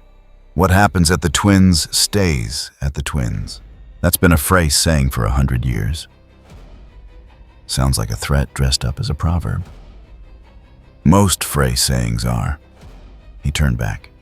"Go clean up. I'll need you in the next few days. There are loose ends from the harbor that still require attention, and I can't afford to lose the thread while I'm..." He stopped, looked at the wine. "While I'm elsewhere occupied." Wade stood. At the door he paused. "One thing," he said. "Your sister's man. The supervisor who runs her containment operations. Medium height, dark coat, no affect. He's good at his job." "Cranworth," Tyrion said. "He's been with Cersei for 6 years. He's going to tell her I went out through the drain. She'll have it blocked by morning." "Yes," Tyrion said. "She will. Just making sure we're current." Wade opened the door. "The twins, before the moon turns. I'm going to need to know if you want me to do anything with that." He didn't wait for the answer. Tyrion's silence had the quality of a man who hadn't decided yet, not because he lacked information, but because the decision was one that didn't get better with speed. Outside, Podrick had the expression of someone who wanted to ask several questions and had correctly assessed that none of them would be answered. Wade left him to it and went to find a bath. Behind him in the small room, Tyrion Lannister stood at the window for a long time. Eventually, he picked up the wine, drank it, set the cup down. Then he sat and began to write a letter that he would not send tonight, and might not send at all, addressed to no one in particular. His habit when thinking through something he wasn't ready to commit to parchment with a name attached. The city outside was still smoking. It would smell of ash for days yet. Tyrion's note arrived before dawn, which was how Wade knew it wasn't routine. 3 lines. No preamble, no signature beyond a small lion pressed into the wax, a different seal from the one used for official correspondence. Smaller, the kind kept for messages that weren't supposed to exist in anyone's records. There is a courier leaving the city this morning for the Riverlands. He carries documents I would find it useful to know the contents of, without him knowing they've been read. If you happen to be traveling north for any reason, his route takes him through Hayford and then to the River Road. I am not ordering you north. I am noting a coincidence. Wade read it twice, set it on the table, looked at it while he ate the breakfast he'd bought from the same street vendor he'd been using for 2 weeks because consistency was either comfort or habit, and he'd stopped distinguishing between them. The twins, before the moon turns. He picked up the note again. Tyrion had not said there is a wedding happening at the twins that I am concerned about. He had not said I have reason to believe the phrase intends something beyond hospitality. He had not said anything that could be read back to him in a small council chamber or a dungeon. He had noted a coincidence. Wade finished his breakfast, collected his gear katanas back after 3 days of negotiating their return from Cersei's inventory through a chain of intermediaries that Tyrion had arranged without appearing to arrange anything. The belt. The rebuilt kit, minus the wax seal which was gone, plus a few additions he'd sourced in the city's market district that translated well across worlds. Wrapped cord, a slim folding blade, pitch-soaked cloth for fire if fire became useful. He left the boarding house before the second bell and found the courier without difficulty. The man was not subtle. He rode a good horse dressed like a merchant's factor and kept checking behind him in the practiced rhythm of someone who'd been told to watch for tails but hadn't been told what a real tail looked like. Wade followed him at a distance and thought about weddings. Wedding episodes are never about love, he said to a crow that had landed on a fence post beside the road. They're about who gets to leave. The crow said nothing useful and flew away. Wade walked on. San, the road north deteriorated past Hayford the way all Riverlands roads deteriorated not suddenly, but through accumulation. Ruts became trenches. Verges that should have held grass held churned earth and old fire rings and the occasional evidence of camps that had moved on weeks ago. The war had passed through here multiple times in multiple directions, and the land. War that the way land does, without complaint, just consequence. 3 days out from King's Landing, he encountered a checkpoint, not an official one. A fallen cart across the road, 3 men positioned with the practiced casualness of people who'd been doing this long enough to look relaxed about it. Different from the Riverlands bandits of his first day, less desperate, more organized. Former soldiers, probably the kind who'd found that the skills that kept them alive in formation translated well to extortion. The courier he'd been tailing had paid and passed through 20 minutes earlier. Wade had watched from the tree line. He walked up to the checkpoint without slowing. Toll, the leader said.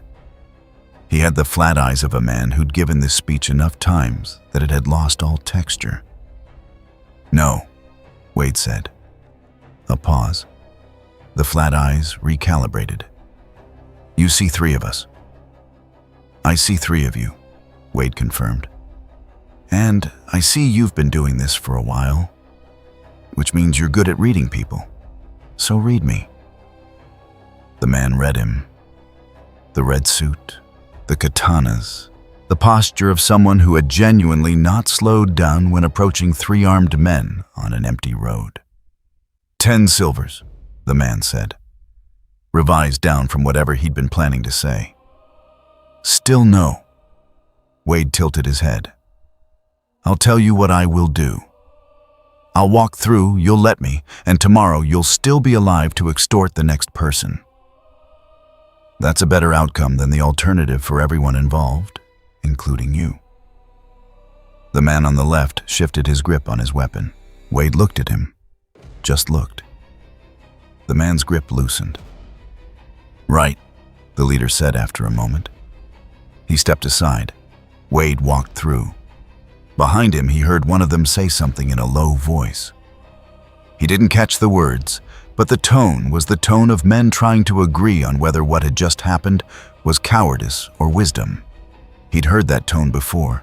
It always landed on wisdom, eventually given enough time. He picked up the courier's trail again, a mile up the road. "Handan." The courier stopped at a way station 2 hours before dark on the 4th day. Wade had already read the documents by then lifted from the saddlebag during a river crossing, where the courier's attention was on his horse's footing, replaced and resealed with a patience that had taken 20 minutes in a ditch off the road. The documents were supply agreements. Grain primarily and livestock routed through fray-controlled crossings. The quantities were large, larger than a wedding feast required, even a significant one. The routing was specific deliveries to be completed before a certain date, all crossings through the twins' no alternative routes. Not supply agreements. Logistics for a garrison. Someone was stalking the twins like a fortress, expecting to be used. He sat in the ditch for a while after he'd replaced the documents, thinking about what that meant alongside everything else he'd assembled. Wedding Lannister confirmation, North split before the moon turns garrison logistics. The shape was becoming a picture. He didn't like the picture. He kept walking north. Cheno, the twins came into view on the afternoon of the 6th day. The 2 squat towers straddling the Green Fork, like a toll gate built by someone who understood that geography was power. The river ran brown and quick with early autumn rain. The banners were fray gray on gray, the twin towers in the sigil. Nobody's favorite house, the approach road was busy. Wedding traffic, wagons, riders, people on foot, the usual chaos of a large gathering pulling attendees from a wide area. Wade moved through it without drawing attention, which required effort. The suit was conspicuous, but less effort than he'd expected, because the Riverlands had been producing strange sights for 2 years, and a man in red leather no longer red is the strangest thing on any given road. He watched the gate for 2 hours from a vantage point upstream. The things he noticed in order, the guards changed shift more frequently than a wedding required. Every 2 hours, not 4, which was a military interval, not a hospitality interval. The weapons being worn by the fray men were not ceremonial. Swords with wrapped hilts rather than dressed ones. Bracers rather than cuffs. Men prepared to use equipment, not display it. A party of riders arrived mid-afternoon wearing no house colors. They dismounted at the eastern gate rather than the main approach, and their horses were stabled separately from the other guests' animals. The horses were not travel-tired. They had arrived from somewhere close. The Bolton sigil appeared on 2 men in the courtyard. Once could be coincidence. Twice in a space that should have been primarily Stark and Frey was information. He thought about the courier's logistics documents. Grain for a garrison. Crossings locked before a date. He thought about the window before the moon turns. The moon was 4 days from full. "Right," he said to no one. He went to find a way inside that wasn't the main gate. The twins had a water gate on the riverside, used for supply deliveries, currently unlocked because deliveries were still arriving for the feast. Wade came through it an hour after dark, moving with the flow of a late kitchen delivery, detaching from the group when the group turned toward the main hall and he turned toward the walls. The inside was louder than the outside had suggested, music from the great hall. Not the restrained background sound of a feast in progress, but the deliberate volume of music being used to cover something else. He'd worked enough operations to recognize the difference between ambiance and masking. He found a position above the hall on a gallery that overlooked the main floor. Below the feast in full motion, the Stark party at the high table the Frey family distributed across the room, in a pattern that made more tactical sense than social sense. Frey men near the doors, Frey men near the Stark officers. Lannister colors unexpectedly at a side table. Not Tyrion's people, different faces, people he didn't recognize. The Lannister confirmation. The wedding had already happened. This was the feast after. The binding had been done. He scanned the room. The musicians were stationed wrong. Not at the gallery end where acoustics were best, but beside the main doors where they were furthest from the high table and closest to the guards. That positioning served one purpose: signal. He watched a server moving through the room, refilling cups with a purpose that wasn't hospitality, moving methodically through the Stark side of the room, skipping the Frey side. The wine. He thought about the wine. He'd seen Cersei hold a cup she didn't drink from. He knew what that looked like. He moved. God, he couldn't stop it. That was the reality, and he'd understood it before he came through the Watergate. The machine was already running too many people, too many positions, the thing designed to happen simultaneously across a confined space so that no single point of intervention could collapse the whole sequence. What he could do was find the load-bearing piece and hit it. The musicians. The signal.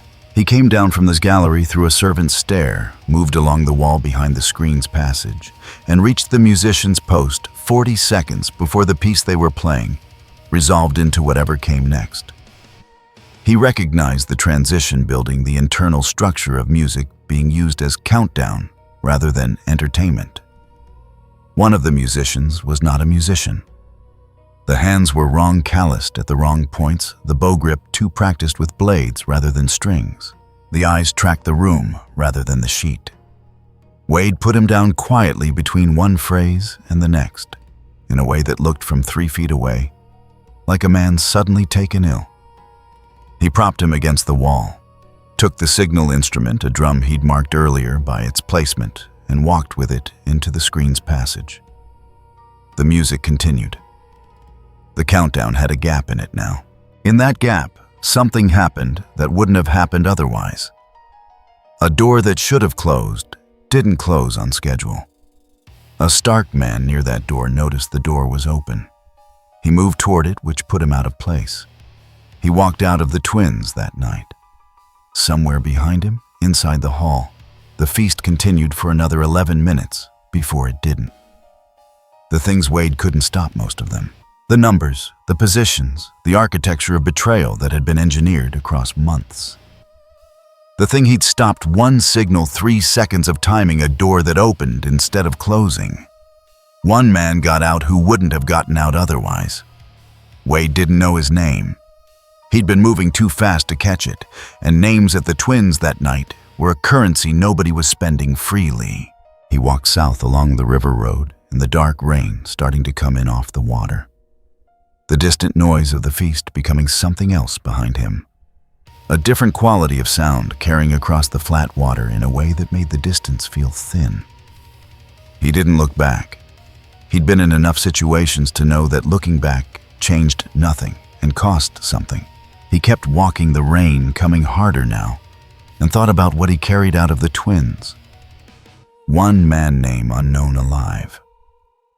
A drum that wasn't a drum now at the bottom of the green fork.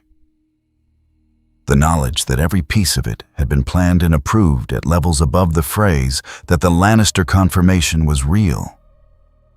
That what had happened tonight had been decided in rooms he'd never entered by people who would deny having been in those rooms. And the shape of Tyrion's unfinished letter still on a desk in King's Landing, still unaddressed. He walked until the noise was gone, and there was only the river and the rain. The first rumor reached King's Landing 8 days later, carried by a merchant who'd been on the river road and seen he claimed a figure in red walking south in a downpour, with the unmistakable bearing of someone who'd already made peace with being wet. The rumor was imprecise about what the figure had done at the Twins. It was very precise about one thing: he'd been walking away from the towers when the merchant passed him, which meant he'd been inside during whatever had happened and had come out again. Varys received this information in his unmapped room and sat with it longer than he usually sat with things. Tyrion received it while still in his tower, still recovering the unfinished letter still on the desk beside him. He read the merchant's account that Podrick brought him, then set it face down on top of the unfinished letter. He didn't move it for a long time. Cersei received it last and said nothing at all, which was how the people who worked for her knew she was thinking carefully rather than reacting. She stood at her window for a while. Eventually, she picked up her wine. This time, she drank it. 3 days after that, in a way station south of the Trident Wade, Wilson bought a meat pie from a traveling vendor, ate it in the rain, and continued south toward King's Landing, carrying nothing from the Twins except what he'd learned and what he hadn't been able to change. Both of those things were heavy enough. He came back to King's Landing 6 days after leaving, which felt like longer and probably was. The city had changed in the 12 days he'd been gone. Not visibly. The streets were the same streets, the smell was the same smell. The ash from Blackwater had finally faded to something the nose could ignore. But the temperature had changed, the social temperature, the one you felt in how quickly people moved and how often they looked over their shoulders. The Red Wedding had reached King's Landing 3 days ago by Raven, which meant the city's people were doing what city's people did when the political ground shifted, recalculating, repositioning, wondering who won and what winning looked like from where they stood. Fear loose in the streets like a weather system. He walked through it. "They run this place on fear like it's currency," he said to a stray dog that had adopted his pace for half a block. "I'm here to crash the market." The dog peeled off at an alley entrance, correctly assessing that this was not its problem. He found Tyrion's note at the boarding house, slipped under the door, 3 days old by the ink's drying. Short even by Tyrion's compressed standards, come when you return. Not urgent. Urgent. Wade went. Tyrion was in the small room again, the one suited for conversations not meant to be overheard. The unfinished letter was no longer on the desk. Whether it had been sent or burned, Wade couldn't tell. Tyrion's face gave nothing away, which was itself information. Tyrion's face usually gave something away if you knew how to read it. And right now, it was giving away the deliberate absence of expression that meant he'd already processed whatever he was feeling and filed it somewhere inconvenient. "You were there," Tyrion said. "Not a question. I was adjacent to it." "What does that mean?" "It means I was inside the walls, and then I was outside the walls." Wade sat. "One man got out who wouldn't have otherwise. I don't know his name. I don't know if it matters." Tyrion was quiet for a long moment. "It might matter. It might matter considerably, depending on who he was."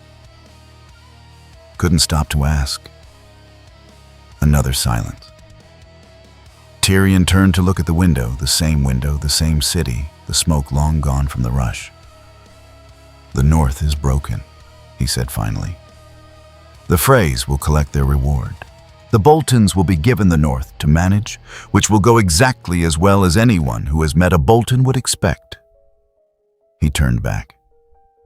"My family has won in the way my family wins things, comprehensively and at a cost that won't be visible for years. And you."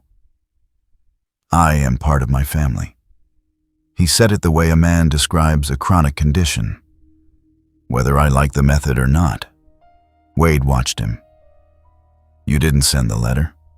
Tyrion picked up his wine, set it down without drinking. No. That's an answer. It's the only answer I had. The silence between them had the texture of something that didn't need to be said because both of them already knew it. Wade let it sit. Then, I'm going to do something, Wade said. In the city, over the next few days. You should know so you're not surprised. What sort of something?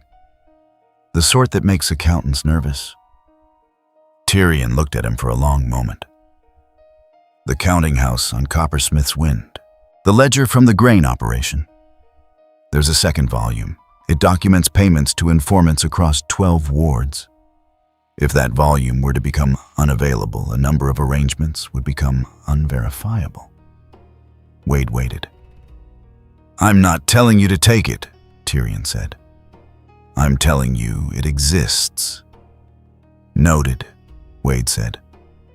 He left through the main door. The counting house on Coppersmith's Wind ran 3 operations: legitimate trade accounting, which paid for the building. A secondary network routing payments through shell merchants, which paid for the real operation. And a tertiary archive of names, amounts, and favors owed, which was the thing that made powerful people cooperative, and which was worth considerably more than the other 2 combined. Wade went through the east window at the 2nd hour past midnight. He'd watched the building for a day and a half, which was enough to map the night guard's rotation, the location of the archive room, and the 2 points where the building's fire risk was highest. He didn't start a fire. Fire was noisy and uncontrollable and had a way of consuming things you'd wanted to keep. He took the tertiary archive instead. All 3 volumes wrapped in oilcloth, transferred to a satchel replaced on the shelf, with 3 volumes of the same approximate weight and dimension that he'd purchased that afternoon from a bookseller near the Gate of the Gods. The replacement volumes were histories, one about the Age of Heroes, one about Valyrian agricultural practices, one about the construction of the wall. He'd selected them for thickness, not content. It would take the counting house's operators at minimum 2 weeks to realize what had happened, because the spines looked correct and nobody checked the contents of an archive they believed was secure. By the time they understood the scope of what was missing, he'd have done what he needed to do with the names inside. He left through the east window the way he'd come in. The archive he delivered to a location he'd identified 3 days earlier. A grain merchant in the lowest ward of the city, one of the people the counting house's records showed had been paying protection money for 4 consecutive years. He left it on the merchant's doorstep with a note that said, only, "These are the names of the people who've been collecting from you. Decide what to do with that." He didn't wait to see what the merchant decided. The second cut was less clean. There was a man named Harwick who operated out of a cellar beneath a tallow shop in the district below the Street of Steel. Harwick's official function was debt collection. His actual function was enforcement of the sort that left people willing to pay anything rather than receive another visit. The type that used family members as leverage, that made examples in front of neighbors that had understood before Cersei made it policy that fear applied to the right person multiplied outward through everyone who cared about them. He had at present 3 people in his cellar that weren't his. Wade found out about the cellar from one of the counting house's ledger entries, a regular payment coded as premises maintenance, to an address that didn't match any registered property. He'd cross-referenced it with 3 conversations he'd overheard in different parts of the city over the past 2 weeks. The Riverlands had taught him that information came in fragments and the work was in the assembly. He went through Harwick's front door in daylight, which was the move that made least sense from the outside and most sense from the inside because it was the move Harwick had no protocol for. Harwick was in the main room when Wade entered. Harwick had two men with him, functional rather than decorative, both larger than average, both moving toward Wade before the door had fully opened. "I'm going to talk to you for 30 seconds, Wade said. "And then I'm going to go into your cellar, and the 3 people in there are going to leave. You have the 30 seconds to tell me something that would make me reconsider. But I want to warn you that my bar for reconsidering is very high." Harwick looked at him, at the suit, at the katanas. He was a man who had built his entire operation on the correct understanding that most people could be made afraid, and he was currently looking at something that was not behaving in accordance with that model. "Who sent you?" Harwick said. "Nobody sent me." Wade tilted his head. "That's actually the problem from your perspective. People who get sent have employers. Employers have limits. I just walked in because I felt like it." One of the 2 men moved. Wade redirected him into the second man, with an efficiency that required no particular drama. 3 seconds, 2 people on the floor, a chair involved in a way the chair had not been designed for. He didn't draw the katanas. It hadn't warranted them. He looked at Harwick. 30 seconds are up, Wade said. "I'm going into the cellar." The 3 people in the cellar were a woman of about 30, a boy of perhaps 12, and an old man whose relationship to the other 2 Wade didn't ask about because it wasn't relevant. They were alive, unhurt, in the ways that showed, and frightened in the compound manner of people who'd been frightened for long enough that it had become a baseline rather than a response. Wade uncuffed them, found the woman's eyes first because she was the one assessing the situation fastest. "North exit from this building, then left, then the market square," he said. "Lose yourselves. Don't go back to wherever he collected you from for at least a week." She nodded. She understood. She took the boy's arm and the old man's arm and moved. Wade turned back to Harwick, who had not run, which was either brave or stupid, and Wade gave him credit for not making him chase anyone. "Here's the thing about your business model," Wade said. "It only works if the people paying you believe the threat is permanent. You just demonstrated that it isn't." He looked at the man, the chair, the cellar door. "Everyone in this ward is going to know about today before nightfall. That changes your leverage calculation."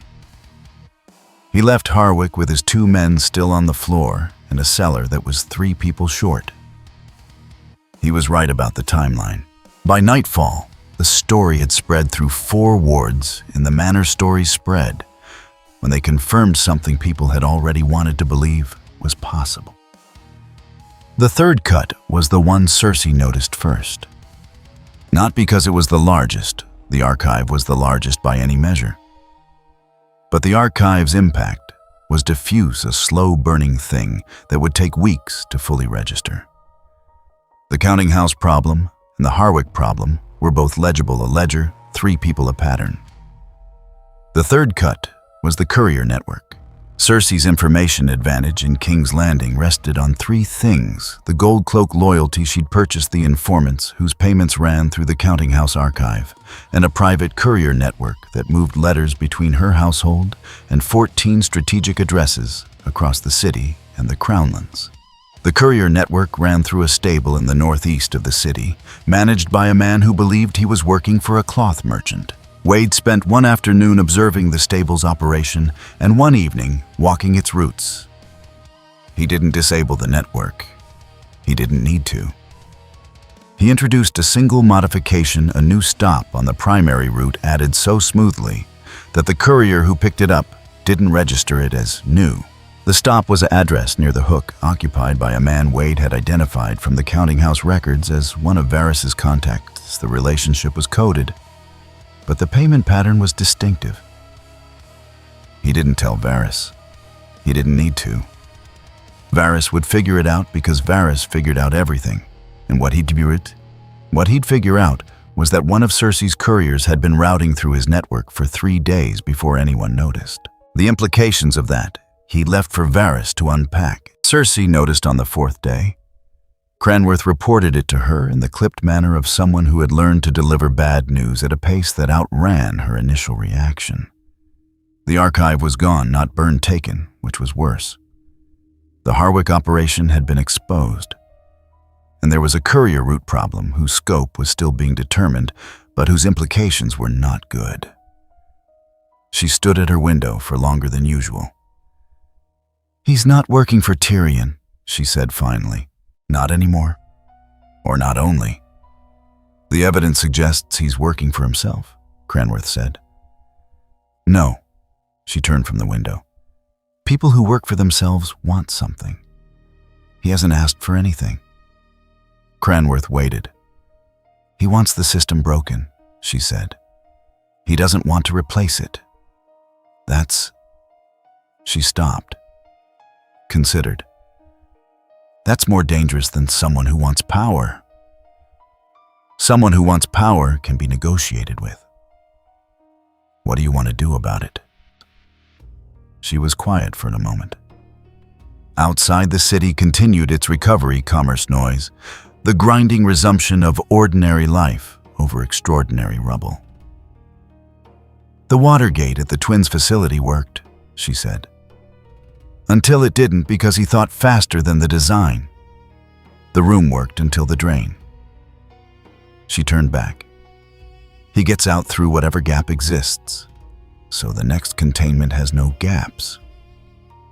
"That's not possible," Cranworth said. "There's always a gap." "Then we make the cost of finding it high enough that it takes time." She moved to her table, picked up her wine not to drink to hold the way. She always held it when she was thinking rather than tasting. "I want a structure with no water access, no secondary passages, no age-compromised metal. Something built new for this purpose, designed around what we're containing." Cranworth said nothing for a moment. "That will take time to construct. Then start." She set the wine down. "And find Tyrion. Find out what he knows about this, and whether he's still pretending he doesn't." Cranworth left. Cersei sat. The city outside her window was running on fear, and something had introduced a crack in the mechanism, and cracks propagated in ways that were difficult to predict. She understood this better than most because she'd used cracks herself, inserted them deliberately into structures she'd wanted to fail. She was looking at a mirror of her own method aimed at her. She did not like what it reflected. Machanta. Tyrion heard about the archive from Podrick, who had heard it from a servant who had heard it from a carter who serviced the counting house. He heard about Harwick from 2 separate sources within the same afternoon. He heard about the courier route from a letter he'd been expecting from a contact in the Crownlands that didn't arrive on schedule, which was itself a message, though not the one he'd been waiting for. He sat with all of it for an evening. He thought about what he'd said to Wade. The ledger exists. He thought about what he hadn't said. I would find it useful if the system it documented became unverifiable. He thought about the distance between those 2 statements and whether it constituted a defense or a fiction. He thought about Cersei, who was almost certainly already building something. He took out a sheet of parchment, picked up a quill, put the quill down. The letter he'd started the week after Blackwater, the one addressed to no one, the one he hadn't sent, had been burned 3 days ago. He'd watched it go because it had felt like a decision, though he couldn't have said exactly what decision it was. He stared at the blank parchment for a long time. Then he wrote one line. "There are things happening in this city that I cannot be seen to endorse and cannot afford to stop." He looked at it, dipped the quill again, added, "This is the most honest thing I've written in 6 months." He burned that one too, held it over the candle until it was ash. Then ash dispersed. Outside, the city was recalculating in the dark. Fear slightly devalued, moving through streets that didn't know yet what it meant when fear became unreliable.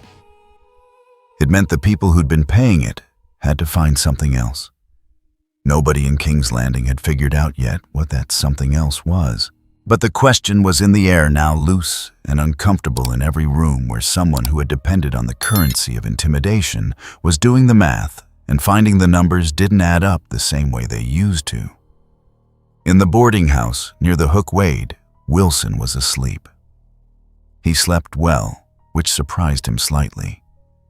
He'd been in enough broken systems to know that breaking them was the easy part. The hard part was the morning after, when the pieces were on the floor and everyone who'd depended on the structure was looking at each other across the rubble, trying to figure out what came next. Morning was going to come. He slept through it arriving. The Bounty went up on a cold gray morning with the smell of low tide coming off the rush and a freshly posted notice on the board outside the Gate of the Gods. By order of the Crown, the man known as the Red Devil, a foreign murderer and agent of chaos, is wanted alive for trial before the small council. Reward 1,000 gold dragons. He is to be considered extremely dangerous. Do not attempt to kill him. This is not a precaution for his benefit. Wade read it twice. That last line, he said to no one visible, is the most honest thing the Crown has published in 6 months. He tore it down, folded it into his belt, and walked away before the guard at the gate noticed him standing there. He found 3 more copies before he reached the Hook. The city had reorganized itself around him in the 10 days since the archive, the cellar, the courier route. Not obviously, nothing in King's Landing happened obviously, but in the way of a crowd that has identified a fire and begun moving away from it without admitting there is a fire. Innkeepers had stopped renting to men in unusual clothing. Tavern owners had developed a habit of looking at the door when it opened. The gold cloaks patrolled in 4s instead of pairs, which wasn't enough, but was the acknowledgement of a problem that hadn't had an acknowledgement before. Varys had moved 3 of his contacts. Wade could tell because 2 of the counting house addresses he'd been watching were dark where they'd been lit before.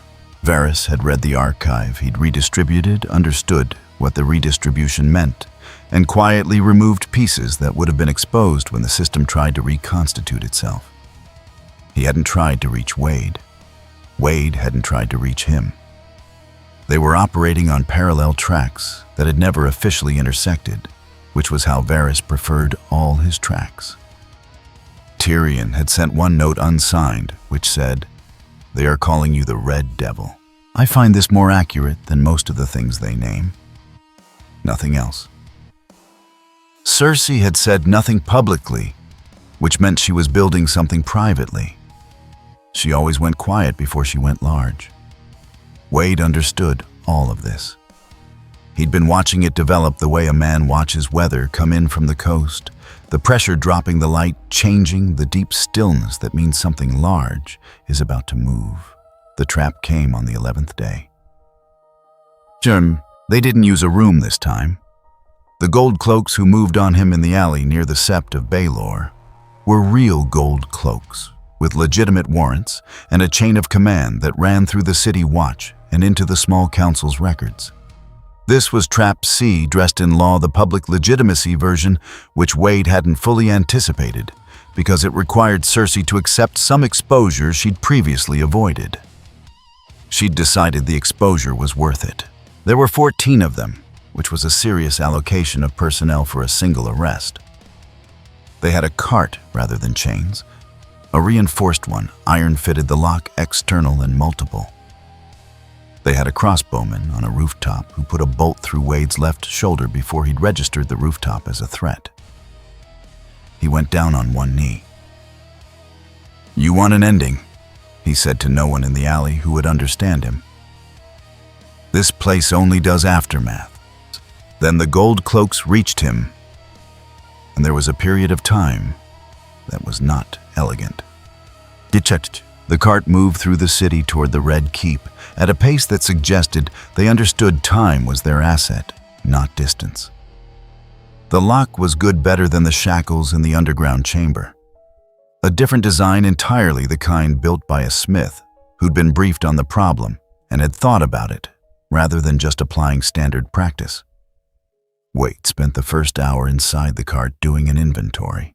Left shoulder bolt removed before they put him in, which told him they were operating under instructions to keep him intact. Regan working on the cavity slow, using energy he hadn't fully replenished. Right wrist bruised from the takedown. 2 ribs possibly cracked the left side from a halberd shaft, used horizontally, a move that had been coordinated which told him someone had choreographed the capture in advance. No katanas, no belt, no kit. What he had the lining of the suit, which they'd patted down, but hadn't cut open, because nobody in King's Landing yet knew about the shoulder seam. The piece of steel was still there. Smaller than before, he'd used part of it at the underground chamber and hadn't fully replaced it. An inch, maybe less. The cart's floor was iron-plated. The walls were iron-plated. The ceiling was solid. No drain.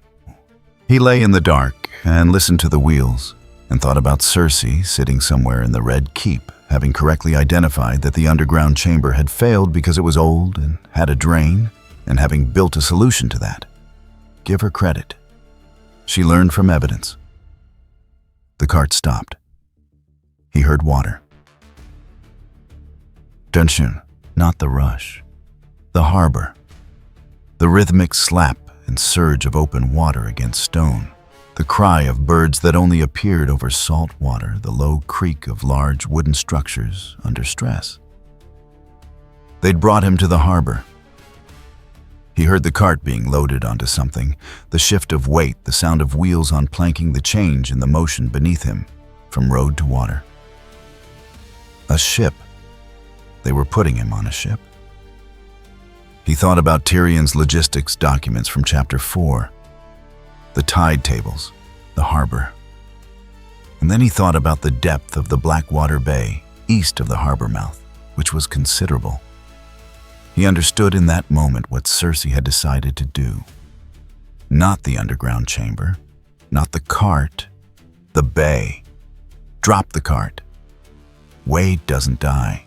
Wade spends an unknown amount of time at the bottom of the Blackwater Bay, working his way out of an iron box, and by the time he does, if he does, the configuration of power on the surface has changed enough that he's irrelevant. Contained by time. Indefinitely.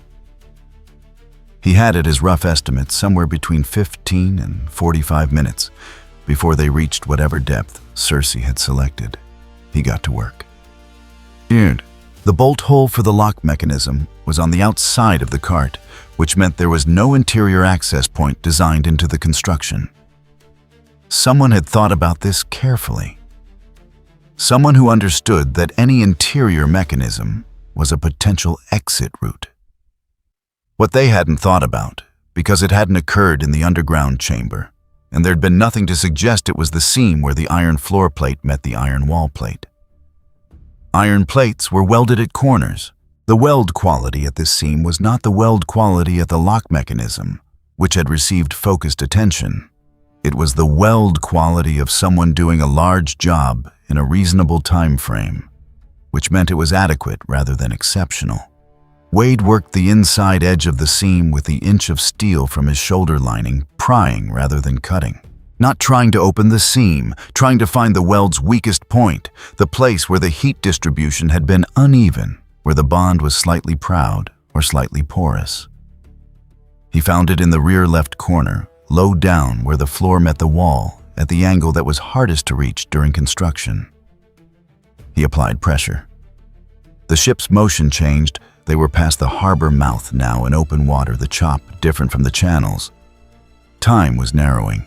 He applied more pressure. Used his shoulder against the wall plate, his feet braced against the opposite wall, turning himself into a lever. The ribs complained. He filed the complaint and continued. The weld gave a sound, not breaking, not yet, but the first sound of metal in conversation with more force than it had anticipated.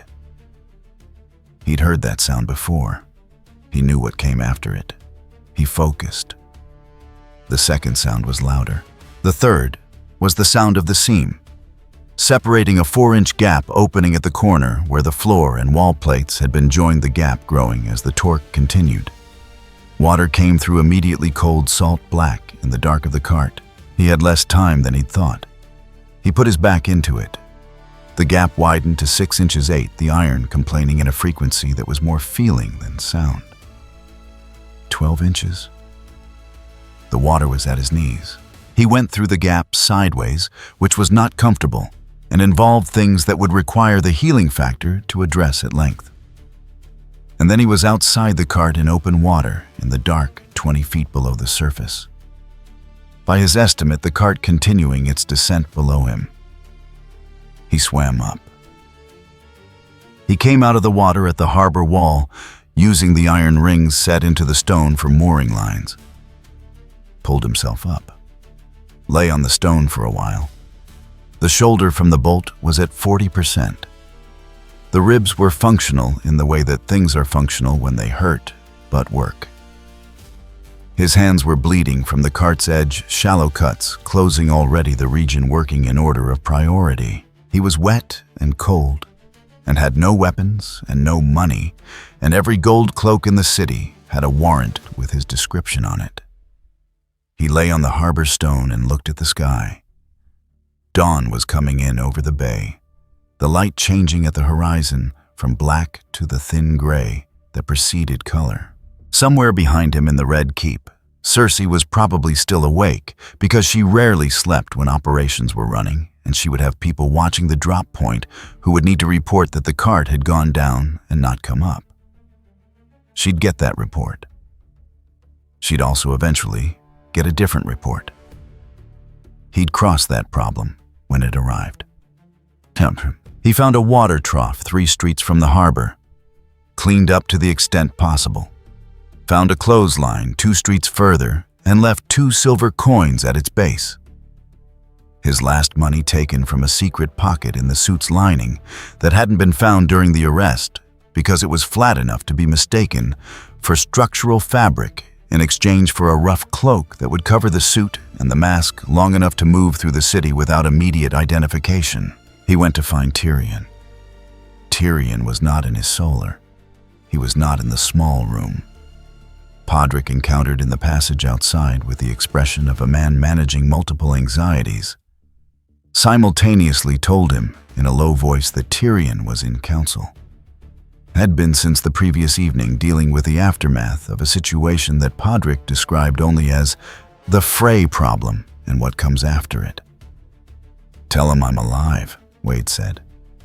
He probably assumed. "But tell him." Podrick looked at him. The cloak the state of what was visible underneath it, the hands. "Should I say anything else?" "Tell him I'd like my swords back." He went to wait in the courtyard, which was public enough that no one would arrest him immediately and private enough that no one was paying close attention. Tyrion came out an hour later. He looked at Wade with the expression of a man who had prepared himself for multiple outcomes and was adjusting to the one that had occurred. "The cart," Tyrion said. "The bay. Good idea, actually. I give her credit." "How did you get out?" "Weld quality." Tyrion absorbed this. "She'll know you're out within the day." "She probably already knows." "She has people watching the drop." As they stood in the courtyard for a moment. 2 men in the middle of a city that was operating at a slightly different frequency than it had been 3 weeks ago, with neither of them quite sure what to do with the frequency change. "The realm is worse than it was when you arrived," Tyrion said. It was not an accusation. It was a statement of account. "The realm was already bad when I arrived. Differently bad." He looked out at the courtyard, the keep's walls, the city beyond them. "The Freys have their reward. The Boltons have the north. The small council is arguing about what to do with the riverlands. My sister is building something in the lower harbor that I can't get information about. Varys is 3 moves ahead of everyone, including me, and he's worried, which is the most frightening thing I've encountered in 6 months. Because Varys doesn't worry, he plans."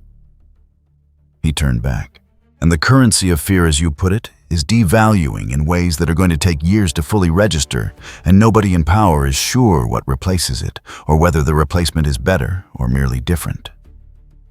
Wade looked at him. History will say Lannister won, Tyrion said. It will not mention what winning cost, or what it made us, and what we left in the foundations that will cause problems for whoever comes after. He paused. That's what history does. It tidies. I know, Wade said. Another silence. Your swords are in the armory's third annex, Tyrion said. Logged under a false name. Podrick can retrieve them without a record.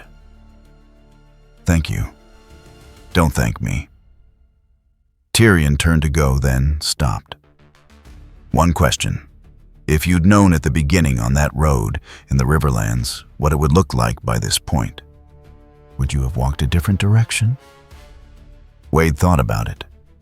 No, he said. Tyrion nodded as though this was the answer he'd expected and not the answer he'd hoped for. He went back inside. Varys found him in the armory annex while he was strapping the katanas back on, which told Wade that Varys had known exactly where he was going and had positioned himself accordingly. You're leaving, Varys said. Not a question. Soon. The realm will survive you. He stood in the annex doorway with the stillness he cultivated, the one that was calculation rather than calm. It will not survive what it learns from you. That distinction will matter eventually to the people who come after. Wade finished with the straps, turned to face him. Good, Wade said. Varys studied him for a moment. You're not concerned. I'm concerned about a lot of things. That one specifically. He tilted his head. No. If it learned something, it was ready to learn it. I just showed up at the right time. Or the wrong one. Usually the same thing. Varys inclined his head, a minimal acknowledgement, and stepped out of the doorway. Wade walked through it. Chag. He left 3 things behind in King's Landing. The first was the Counting House archive, or rather what the people who'd received it had already done with it, 12 conversations. Arrangements, confrontations that had happened in the past week between people who'd learned each other's names from ledger entries and were figuring out what to do with that knowledge. Most of it would come to nothing. Some of it wouldn't. The second was a single coin. A gold dragon the genuine article lifted from the pocket of a gold cloak during his arrest and kept through the cart in the bay, because the suit's hidden pocket was better waterproofed than anyone had checked for, left on the table in the tallow shop where Harwick had operated in the room with the cellar below it, where a new family had taken up residence 3 days after Harwick had found it necessary to relocate. The coin was worth approximately 8 months of their income. There was no note.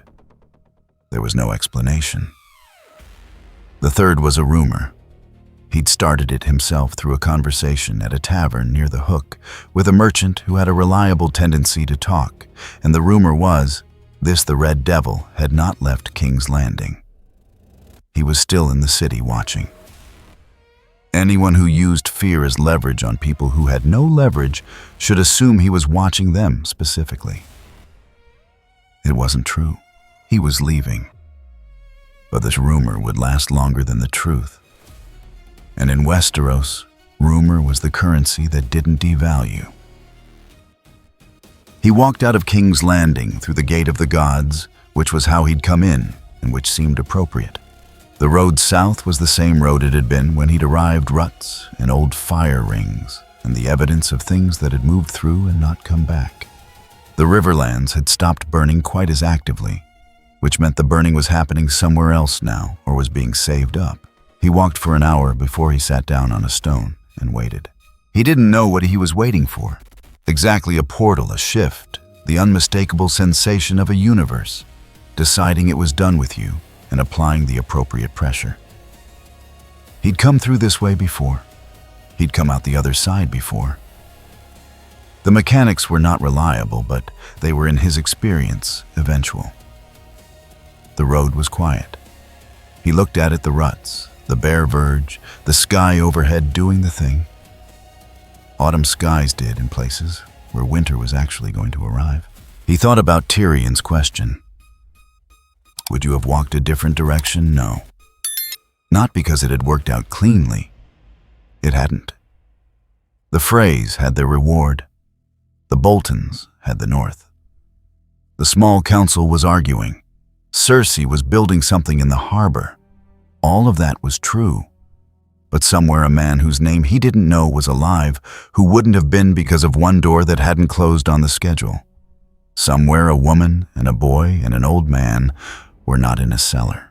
Somewhere 12 families had the names of the people who'd been collecting from them, and were deciding what to do with that.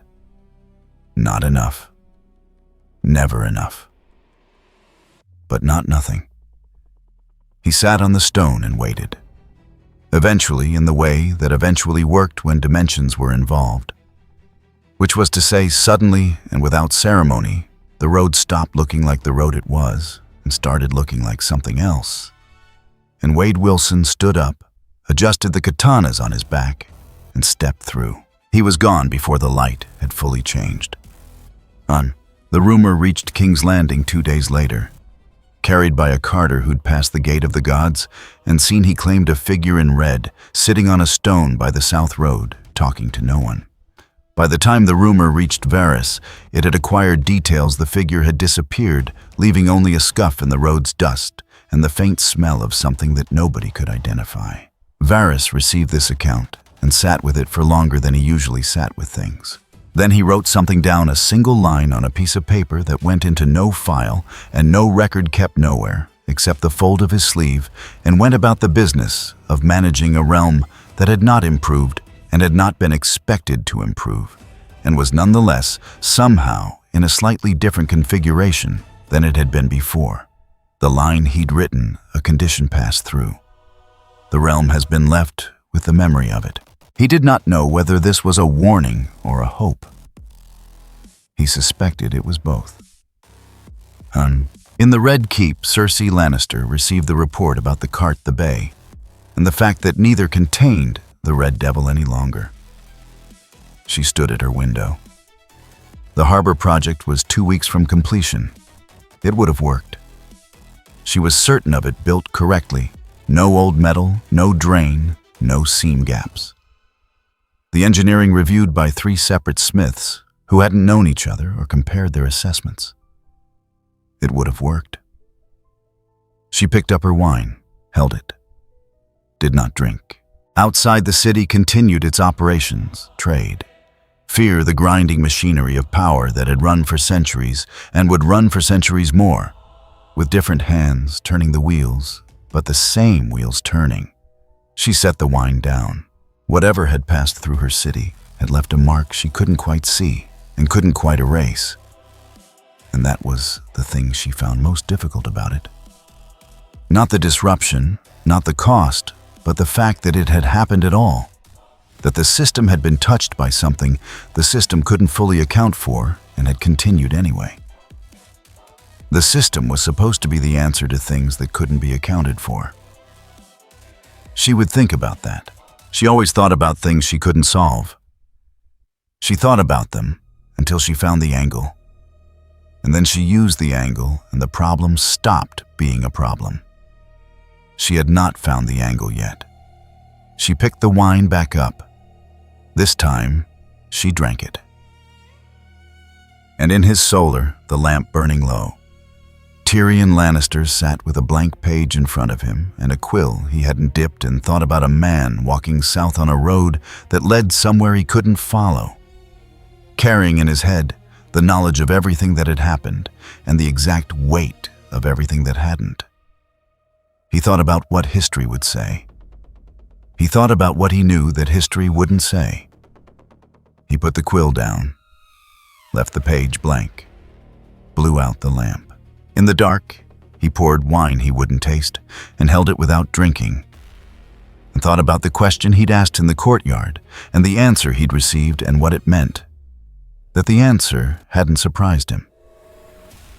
Would you have walked a different direction? No. He sat with that for a long time. Then he drank the wine, set the cup down, and went to sleep.